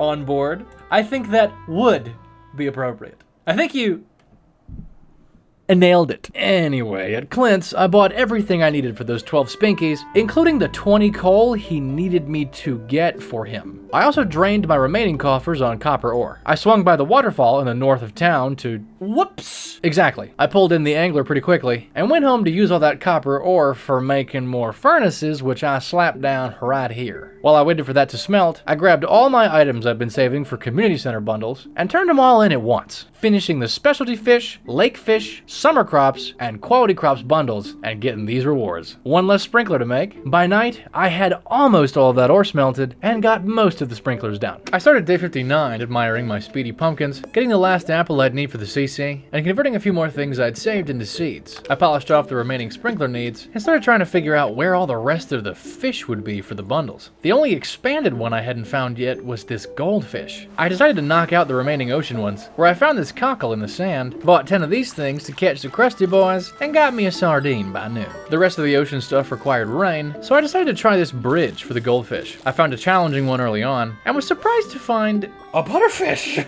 Guess those can spawn here too. I got my first salmon, as well as my second, third, fourth, fifth, sixth. There were a lot of salmon. Just before I left because of that, I managed to snag my first tiger trout. So now it's just a goldfish and these guys that need rain. That night, I made an observation. You've stolen one of my pumpkins. I said a few choice words while adding this spinky, and popped down this guy to make sure that didn't happen again. I spent the rest of the night farm clearing, mostly for wood. Ooh, 3. The crimson fish were picking up the pace, and I was here for it. I spent almost the whole 60th day farm clearing again, still hoping for lots of wood, featuring the real pomegranate tree dropping some palms, and another discovery. Is that a money tree? Is that money growing on a tree? Okay. How about that? Money does grow on trees. Suck it, Dad. I took a break at one point to turn in all these things, and scored a heater, some beach totems, and some crab pots as rewards. On the way back to the farm, I found A little bit of raw fish in the trash can. Yum, trash fish. I got back to a good chunk of roe and put down my extra crab pots here. And look how well these guys sold once I got that artisan perk. The barn finished up the next day, so after throwing a single tapper on a pine tree and checking the cart lady, Large goat milk? Yes. that's helpful. Now I don't have to get very happy goats in time for the community center. I bought 4 cows. Snatza, the brown cow. So me, the brown cow. What's up, Gru? Okay, I just want to make sure I have at least one of both types of cows. Prittlebert. I'm so glad I waited to get Prittlebert. That's amazing. Thank you so much. What an amazing name. The chickens started making large eggs today as well, so I had 3 things for the animal bundle just like that. I got my first ancient fruit, lo and behold, and it was a gold one, so I decided I'd better hold on to it. Some of these miscellaneous crops were done, and look, I got my first periwinkle and crayfish. It's crawfish. It's crawfish. I'm from Louisiana. I don't care. It's crawfish. whatever you call them mud bugs is tasty, I'll tell you what. At Robbins, I learned I needed 10K for the big coop and moved my silo over here. On the way back to the farm, Susan said, Mushrooms pop up in Cindersap Forest this time of year. I foraged some. Like the mushroom colony, perhaps? Perhaps like the mushroom colony? Could you possibly be referencing the mushroom colony? Is that what you're talking about? Could you possibly be referencing the mushroom colony that I'll need to be finding? Is it possible that you're referring to the mushroom colony that I need to find?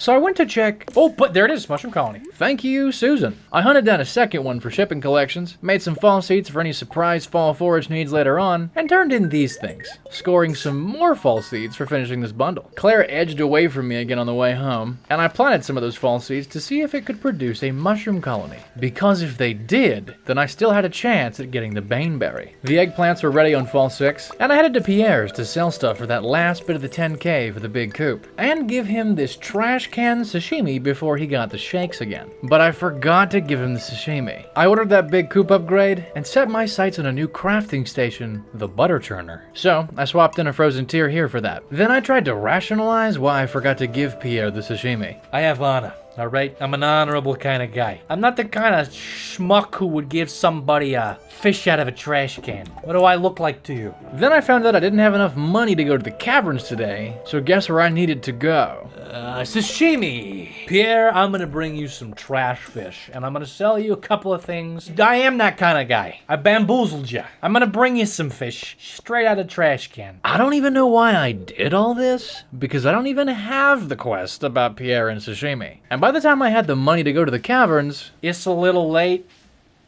so we're not gonna do this. I went to mine for gold in an effort to wrangle the massive ADHD sprawl that was this day. I managed to snag a Yeti tooth along the way, and this level. Whoa!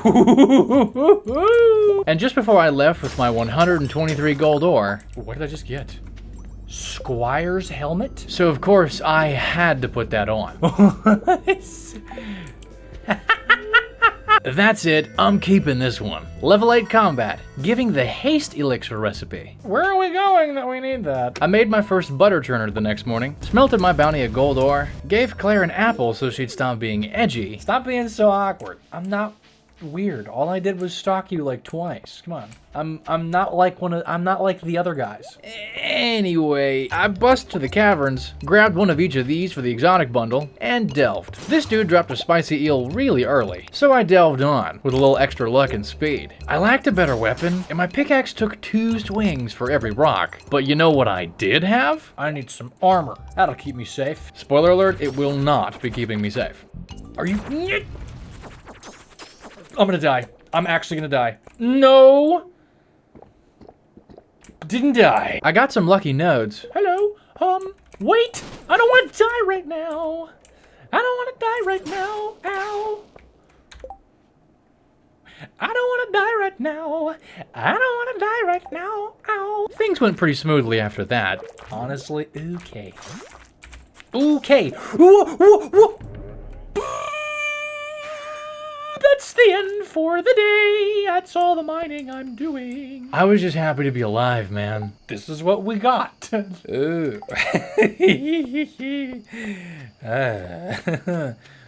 Yeah, I used the rest of my energy to chop more trees and scored level 8 foraging overnight. I got those 10 beets for the fridge on day 64 and went to Robin's for the big barn upgrade, but was short on money, so I took a little detour. First to Pierre's where I got the money situation sorted, and then to Joja because I'd remembered Claire's special day. Oh my, for my birthday? I love it. Yeah, that was an apple. The ladies in fruit meta is back. I refrigerated these beets for Lewis. Next comes the sand dragon. Right outside, I saw this quest on the big board. Anyone who ships 100 bok choy by the end of the season will earn a substantial reward from the Pelican Town Agricultural Fund.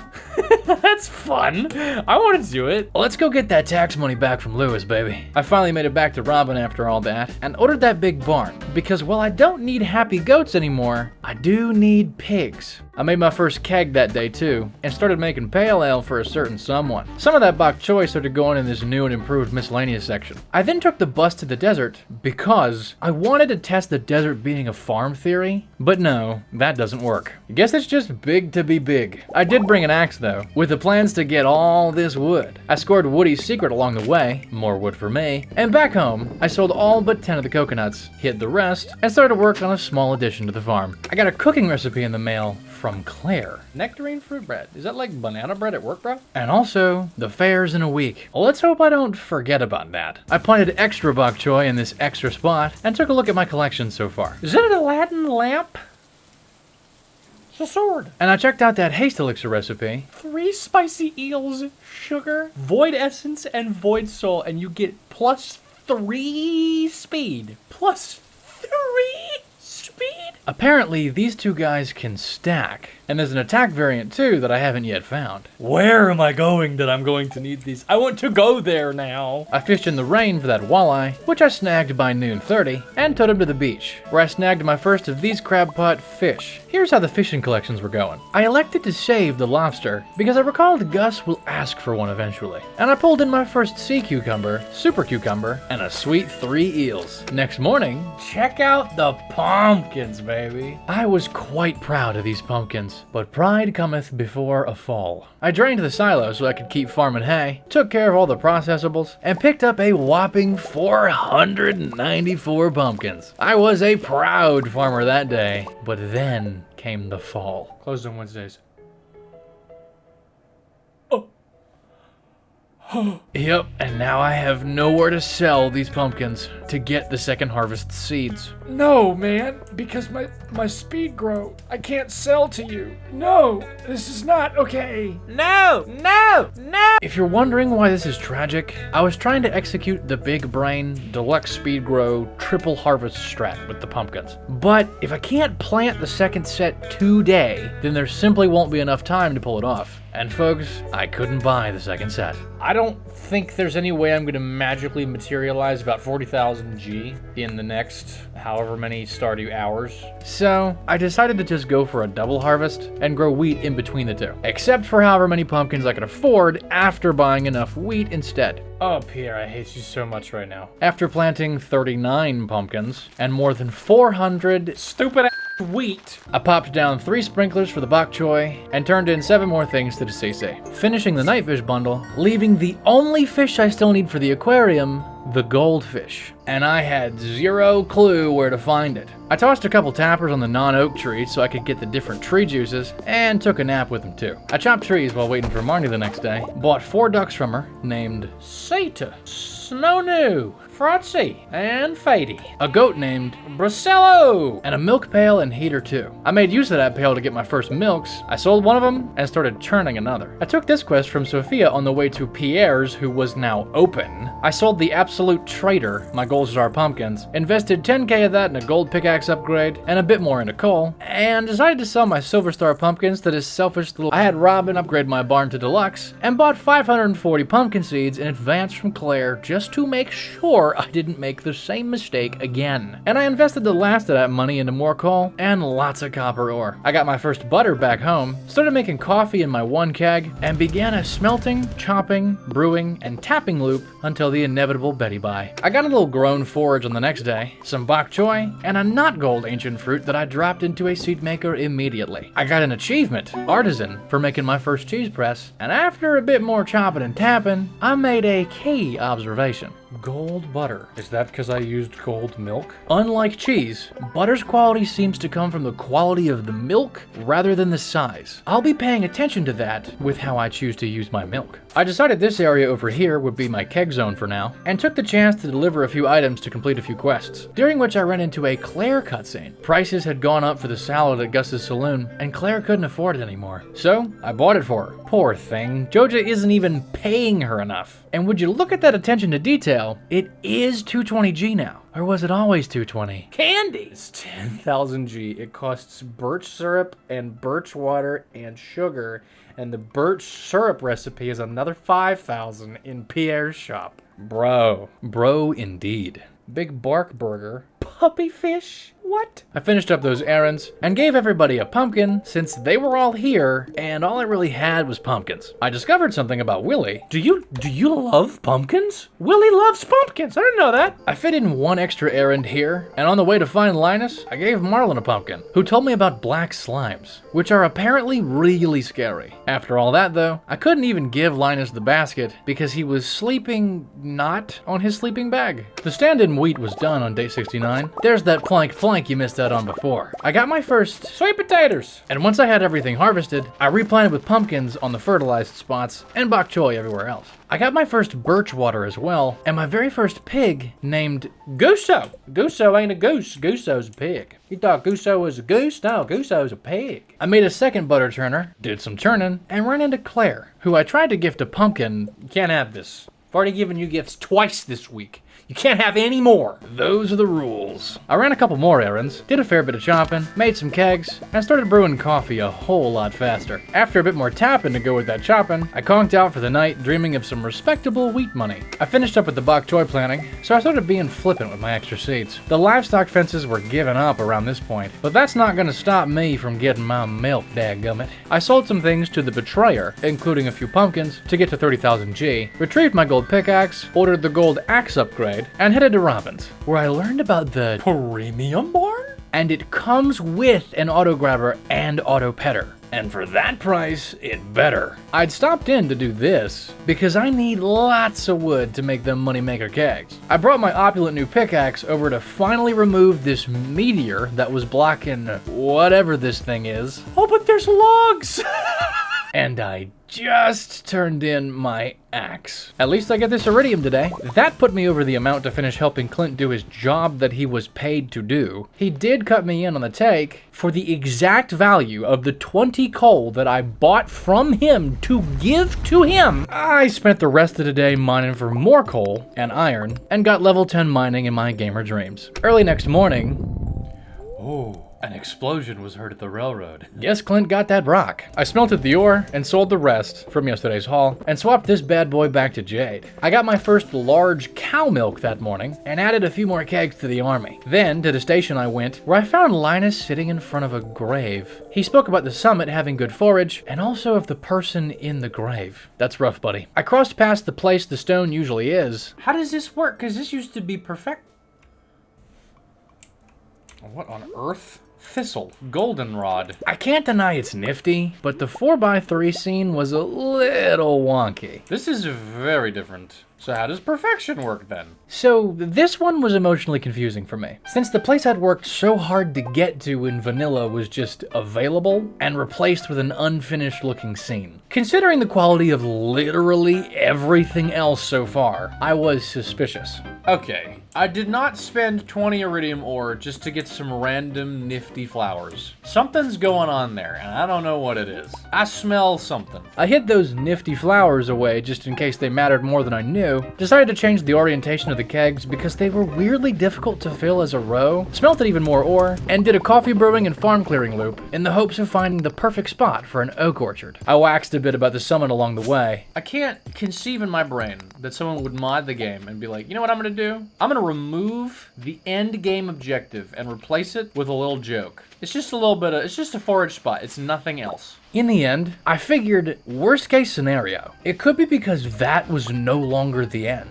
Perhaps the mod sort of moves the goalposts, as it were. Only one way to find out. Take to the comments. Except, Wrong answers only. That's what we need. Comment something that it isn't. flex those creative muscles. The goat was officially an adult, so I got, Goateth milketh. and also some duck eggs. I obtained and sold my first iridium bar too, but today had a different focus. Stardew Valley Fair has begun in the... Oh yeah! I forgot about that every single time they sent me a letter about it.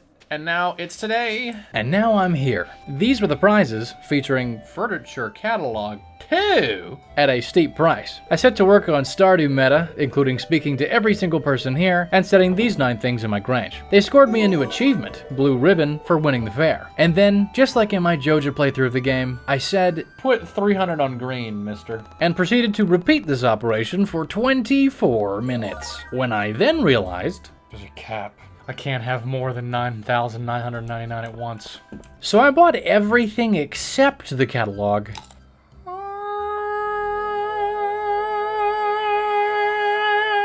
And the taste reminded me once again of life. Juicy. I took a little risk and wagered 3,000 instead, which paid off, and after a few more times of disciplined 300 wagers, I had enough to buy that catalog too.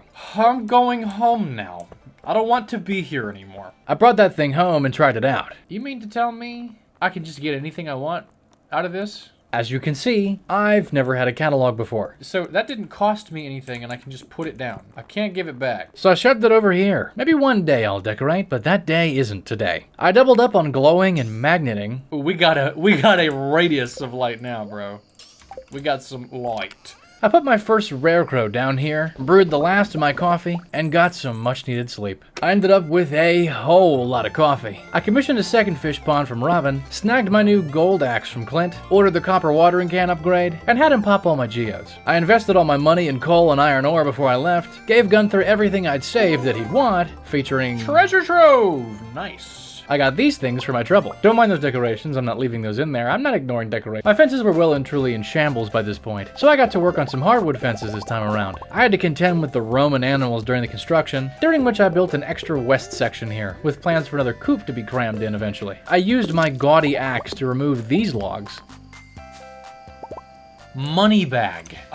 A cloth bag filled to the brim with coins. Guess I'm supposed to sell money now. I removed these logs too, and followed this trail of debris back here, where Grandpa's shrine was tucked away. I decided to wait on entering this building till tomorrow, because I think the cutscene might look a little better in the daylight, as I'm willing to bet there's gonna be a cutscene. I tested out selling the money that night, but of course, forgot to check the results of it. I got some revolutionary mail next morning. Jody, you are up to your old tricks, aren't you? I don't want this. A decent chunk of those tappers produced on day 74, the money tree grew more money, and finally, What does this do? Cutscene, I nailed it. What is this? Junimos, come on. I know you're in here. This is gonna be a Junimo hut. I'm sold on it. It's 100%. This right here, when the Junimo hut in the community center is done, this is going to be a Junimo hut. It is so obvious to me. I know it. It's glowing. It's glowing. Nothing says Junimos are coming like a glowing bush, am I right? The place looked like it had plenty to offer, including a kitchen here? I made 14 more kegs for the army, limited once again by iron. Aren't they just beautiful? I finally started cramming pumpkin in there to make juice out of, now that I had a decent amount, and made a tactical desert run. I bought as much deluxe speed grow as I could afford, gave the sand dragon his final meal for the chi quest, which told me to check the log pile next to my house for my reward, and dropped into the caverns to get exactly 3 omni geodes. I got all 3 from ghosts on level 2, and dipped to buy exactly 1 desert totem, so I could get cracking on a lucky day soon. I planted pumpkins everywhere I could, including axing every other plant just to cram in a few more, and grabbed some milk at the last second. I'll just sleep in this barn with the milk in my pockets. That ought to go fine. Also, turns out that money tree makes 1,000 G a day. Not bad. Day 75 was a very big day. Robin came by that morning to tell me she wanted to check on that shed I'd opened up, since she was a licensed professional. Professional resource stealer, if you ask me. I watched her spin in a circle like a professional, and then she offered to fix up the place. Oh. So I guess this isn't another Junimo thing. The licensed professional left after plugging her business, and I checked my mail, featuring a gift, a quest, and this mini shipping bin reward for selling all that bok choy, plus a little cash. I grabbed that club card she mentioned at the Sand Dragon, and received my first sweet gemberries. Man, so many things are happening at once. Oh. I sold one for the collections, tossed my angler in my new fish pond, kept pace with the ladies of the farm, got my first maple syrup, and gave old Master Cannoli a sweet gemberry, earning my second star drop. I got a second gold ancient fruit as well, harvested my triple harvest batch of pumpkins, bought the seeds to replace them, and finally made it to Robin's to ask what she had in mind for that shed. She got straight to the point on what she'd need. I'm estimating 150 pieces of hardwood, 600 pieces of stone, 50 iron bars, and 20 battery packs. That's a lot. Honestly, 3 of those I was pretty sure I already had, but 50 iron bars was the standout for me. Did you say Grandpa's shed? Alright, Grandpa, let's get your shed fixed. I swung by the community center to drop off all these pantry things, earning a cheese press, a keg, and a bee house. And all that completed the pantry. Yeah. Yes. We're happy to help. It's not our house, after all. And so the 3rd star arrived. A community center well over half done was starting to look pretty good. I turned in a couple more things, earned a couple more things, and headed home to replant. I dropped off what I could at the shed. Oh. They just stretched it. That's funny looking. I took care of 3 of those 4 requirements immediately, but had my work cut out for me on iron. I sold the quality pumpkins to get the jump on cash for that, and watched this Junimo get to work on my new greenhouse. Also, look how much a gold star sweet gem sells for. I started the next day doing what was now routine on the farm, and sold a few things to Pierre. On the way to use that money, I saw this ticket and redeemed it to get a sapling. At Clint's, I received my copper watering can, and invested my funds into iron ore, because I need a lot of iron now. I grabbed all my saved seeds and that sapling and headed to the greenhouse to... Whoa! Oh, this is much better. Now that is a greenhouse right there. There were these spots, presumably for trees, and a whole lot more growing space. What is the periodic table of elements doing on the wall? I plonked down that sapling in this spot and started setting up the greenhouse to be a moneymaker, which means I need even more iron. Once I'd finished bee-hopping my way to a tilled greenhouse, I threw every spare seed I had down in here, including one of these, finished watering it all by 1 a.m., and ran myself out of coal just before my muddy nap time. I turned as much of that round of iron into keg as I could, finally becoming resin limited rather than iron limited, and had a moment during the chores. I'm trying to talk to the cow. Stop! Stop! I don't want to do this! Why does it keep happening? What was going on? The game really wanted me to milk my duck for some reason. Clint extorted me for coal again, which I used to make a nice batch of refined quartz. Then it was back into the greenhouse, where I said, Hello, everybody. You guys want some spankies? I made 25 of them, and now this place will take care of itself. I did more of the whole clear the farm while tapping oaks thing, leaving small amounts of bluegrass in each place, just in case I needed it later. I got my first angler roe the next morning, and some pumpkins, and some more juice. I cleared most of the rest of the farm that morning, picked up a lot more pumpkins, and stopped by Pierre's to make a couple transactions, including a bulk purchase of some wheat seeds. I figured the farm could at least make me some extra hay before winter took all my hard work away. I also grabbed this birch syrup recipe. I took this prismatic jelly quest on the big board on the way to Clint's, where I once again purchased very much ore and coal. You'll never guess what I did next. I got my first fur wax right after, and planted wheat all over the farm. Among the day's tasks, I made a really crucial decision. I will start hoarding gold cheese, I think, for caverns runs. I'm a man who learns from the past. And I passed out trying to smelt iron. You may be noticing a trend. Level 9 foraging. Sun totem and wind totem. So I guess I can force certain weathers, but why would I need wind and why would I need sun? The iron saga continued on day 79, and my pig finally dug its first truffle, which I doubled. I did another round of iron smelting, and got my first honey from the bee house. I sold those for collections, took this hunk of chunk of iron to complete this side quest, and admired my finally cleared up farmland, barring the intentional bluegrass spots I left. I took inventory on my collections progress, including the third page. These, I don't know. Looks kind of like an Aladdin lamp. That looks like a sword. That looks like a baneberry. It's day 79, but I still have quite a lot to figure out. I queued up these and sold these for collection purposes, started upgrading the size of my chests, and started working on a specific and planned out oak orchard, including lots of pathways and the power of tree fertilizer. I made it home at the very last...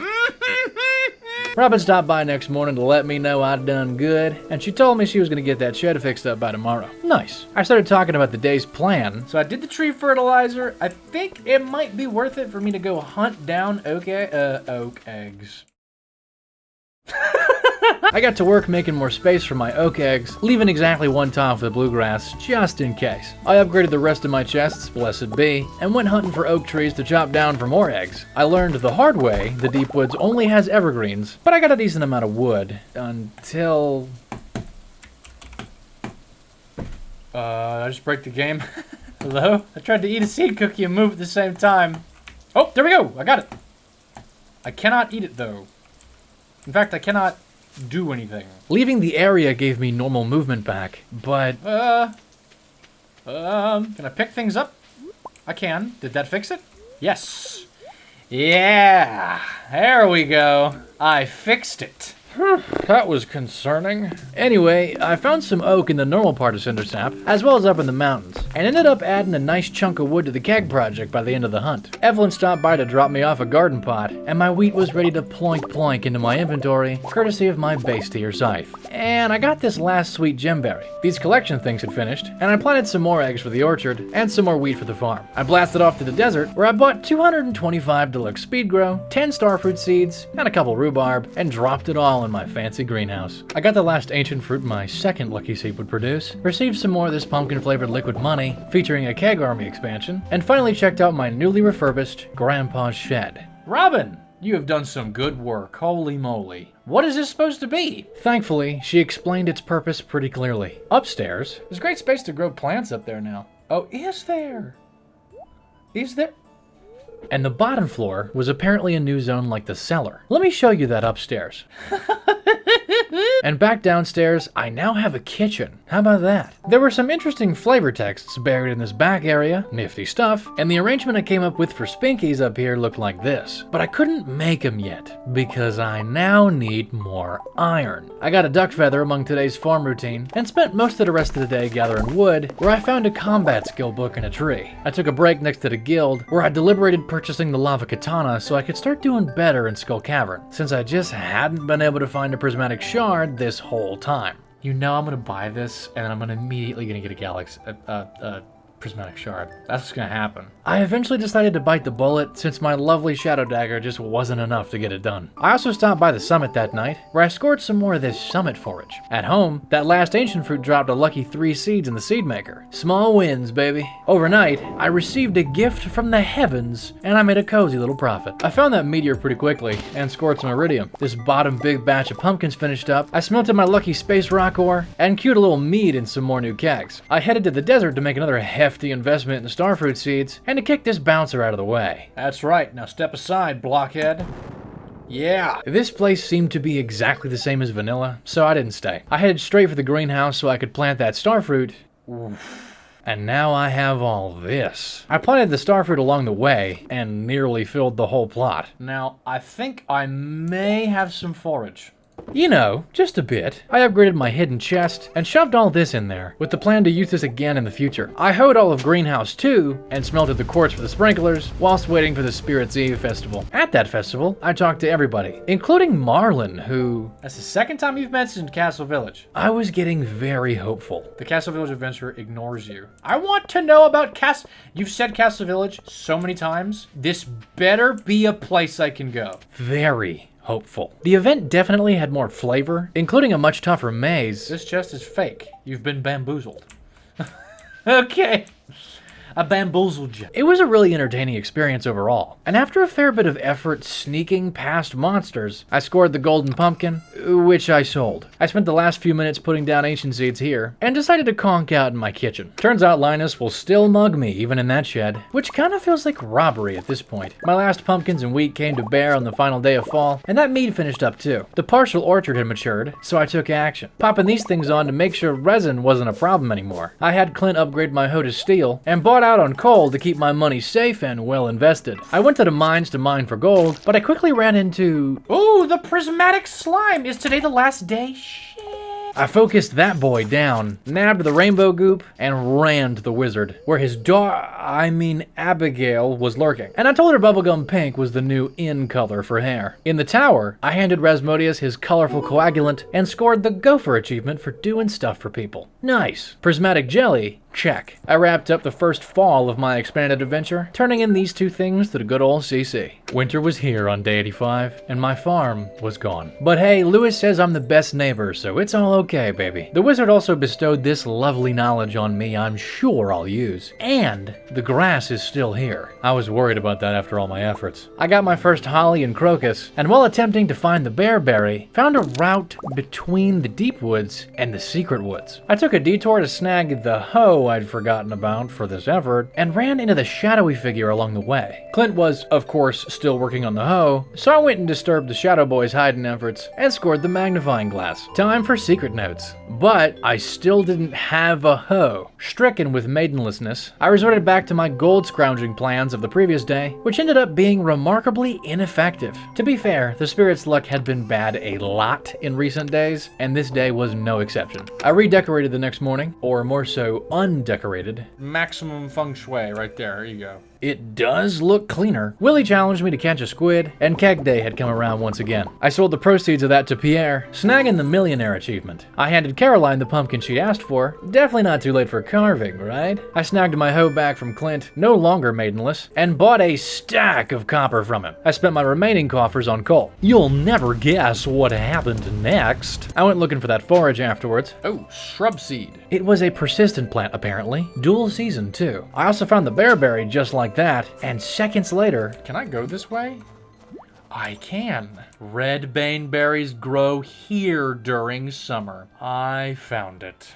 And I got a shrub seed. My optimistic theory was maybe the shrub seed would grow into one of these baneberry shrubs. My realistic theory was that this was the only place to get them, and that I had simply missed them. Tragic. I got a second shrub seed on the way out, and decided to chuck them in these square spots in the greenhouse, since they might be quite large shrubs. I spent the rest of the night hunting for a snow yam, but no dice. The spirits finally blessed me with a very happy day on day 87, so it was time to suit up and test out the lava katana. I didn't have bombs or a spicy eel, But you know what I do have? Cheese and coffee. and the very first enemy dropped a spicy eel and a bomb. That feels like a good omen. Yet by 9 a.m., I was still on level 1. The gold pickaxe taking 2 swings to break a rock here was not helping, and I finally escaped at 10:20 a.m. Okay, that was really lucky. Yeah, you can make up for it right now. You can make me feel a whole lot better. 3 levels. Isn't that the minimum? Yeah, I was getting a little frustrated. The luck slowly turned around through the run though, featuring finding this legendary note. Come to Secret Woods. And I found my first hammer. The Slammer. I had a couple close calls. Yeah.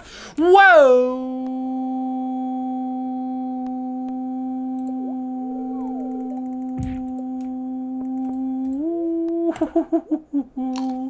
I am okay now. I also got a new version of this note. No more puzzle, I guess. In the end, I made it to level 52 and had this haul to show for it. The spirits were back to their usual tricks the next day, so I got back to my usual tricks too. Smelting and farm chores. Sophia and her epic hat remarked on my pumpkin juice selling. Quality was decent, huh? I get it. You don't like the competition. You don't like me being so crazy good at it. And look, a nautilus shell. I got my first shrimp out of the pots today, and I fished in the ocean for a squid, forgetting squid's a night fish. I did snag my first albacore along the way, and finally my first squid at 11 p.m. I handed it to Willie at the last possible second. Catch a squid? Check. I snagged a perch in the river on the way home, and lingered a little longer. Ooh, that is one. Oh, oh, oh. Oh. Oh, oh. That's the Lingcott. Done. I found a couple books on the way home too. Jack be nimble, Jack be thick. I don't want to read a sign, I want to read the book.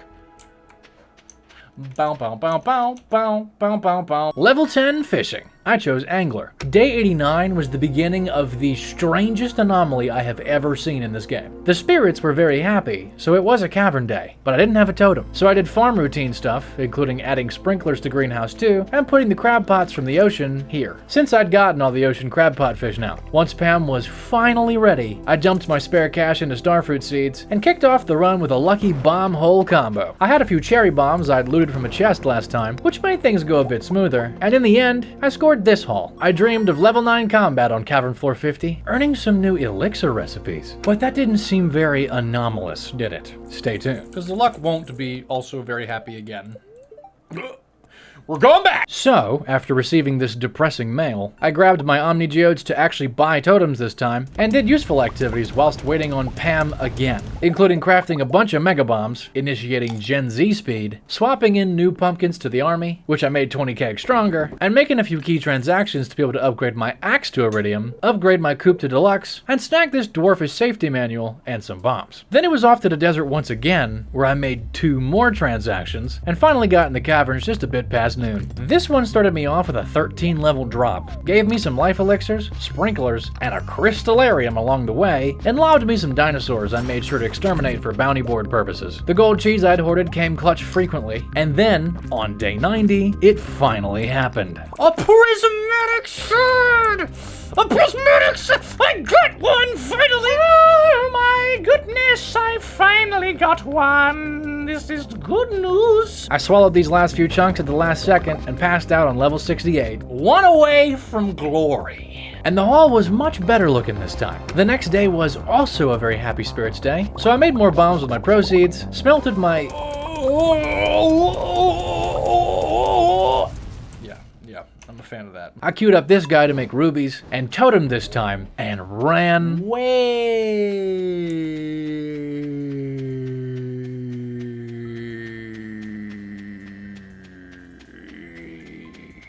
down here to make my sweet, sweet galaxy sword. I popped the eel, locked in, and dove. I got the coveted hole ladder hole combo and was already at level 28 by 9 a.m. I did get some fun treasure, but I was aggressive this time, prioritizing downward progression over everything, sometimes even iridium, and making more bombs on the fly with what I found. I had this wild level 79 where 3 different prismatic shards dropped. Oh my. 3 prismatic shards on 1 floor? This is probably the luckiest run of my life. And it isn't over yet. Oh my god, we're already level 100? Holy shit. Well. And what's more, This is my first time ever doing this without staircases. 0 staircases. to be fair, I don't think I got a single spiral room either, so great luck was a huge part of this. Oh, and it was only 8 p.m. I slammed into one of these at 9 p.m. and immediately brought out the staircases. I got a 4th prismatic boy on level 108 and started getting these crazy distributions of iridium and even a chest with Iridium sprinklers! Ooh. Listen, there were a ton of great moments in here, and I can't fit them all in this video, but you'll be able to catch them all as clips on my TikTok, so follow me there. I finally passed out on level 123, pulling a whopping 288 iridium. Whoa! That wasn't the deepest I'd ever been, but this was the most iridium and shards I'd ever looted in one go. Yet, when I checked the TV, Oh my god! yup, this is indeed the 4th day in a row. Remember when I said there was an anomaly? So I of course went back, bringing the very last of my saved up supplies. This one was also great, but we've seen enough Skull Cavern for now, so I'll just show you that I came away with this haul, including 161 more iridium ore. I'm assuming the run is over. It's not gonna be 5 in a row, right? What is happening?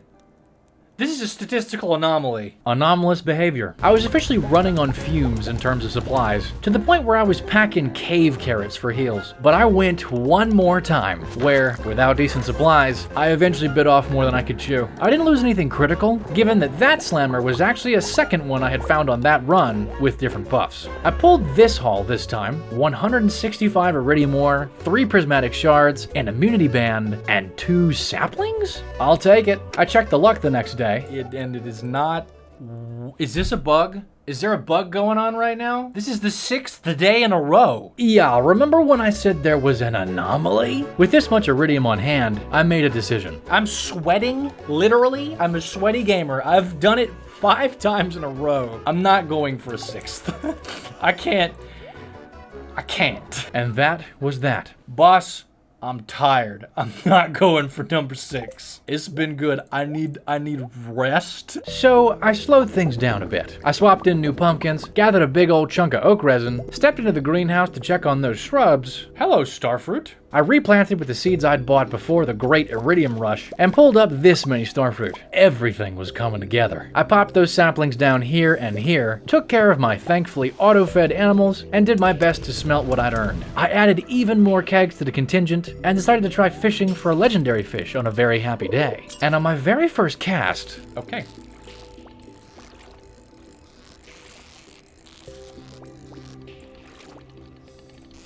Ooh. I deadened that boy. What? What was easiest glacier fish of my life?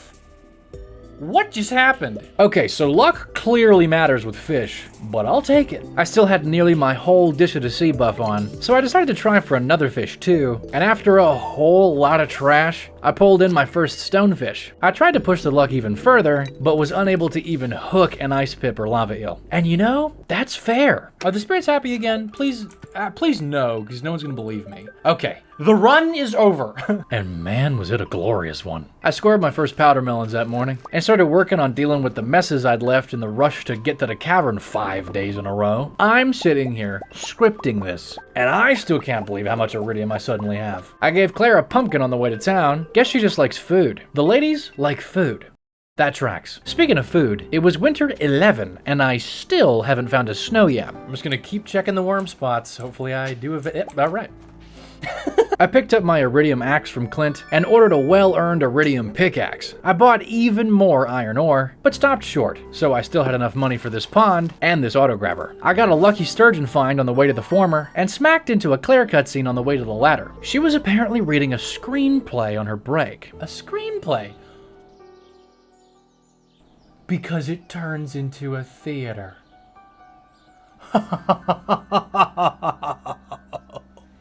And she becomes a person who works behind the counter. That's a nice touch. I really like how the mod turns this previously soulless NPC into another lovable Valley member. And you know what else is lovable? This axe, baby. It shreds trees. I gave the four-legged friends the auto-grabber and smelted my little heart out while removing all the trees from the farm with this epic axe. Except the fruit trees and the ones in the orchard, of course. Mostly. I took a few columns of oaks out to fill up with the other types of trees instead, since them different tree juices is important. The incessant smelting continued the next day, and I finished up the new version of the orchard. I added more furnaces to fill this fence edge, fertilized all the trees, and made a whole bunch of more kegs. Look at that army go. I finished off the last of that crazy amount of copper, and learned that these shrubs are small and don't grow baneberries. Salalberry? I fried an egg in my shed kitchen and turned it in, along with these items, finishing winter foraging and earning some winter seeds. All I had left for this whole room was the baneberry. All I had left for the whole aquarium was the goldfish. But amber, the four-leaf clover, and the red cabbage had eluded me. And I still don't know where to even find these three. I bought the candy recipe from Gus to knock that one out, and went to sleep before 2 a.m. for the first time in 96 days. My glacier fish got a new home next morning, and I ordered another one from Robin. I snagged my iridium pickaxe from my boy, and ordered the gold hoe this time, maidenless once again. I sold a good few iridium bars to buy more coal, turned in these artifacts I've been hoarding, and went hunting for that last fish in the river fish bundle in this river. I quickly realized I had 0 bait, so I sold a bit more iridium, went to Willie, who was closed thanks to the Squid Fest. There was a lot of coral though, so it wasn't a complete waste of time. I'd saved some bug meat thankfully, and smelted a copious amount.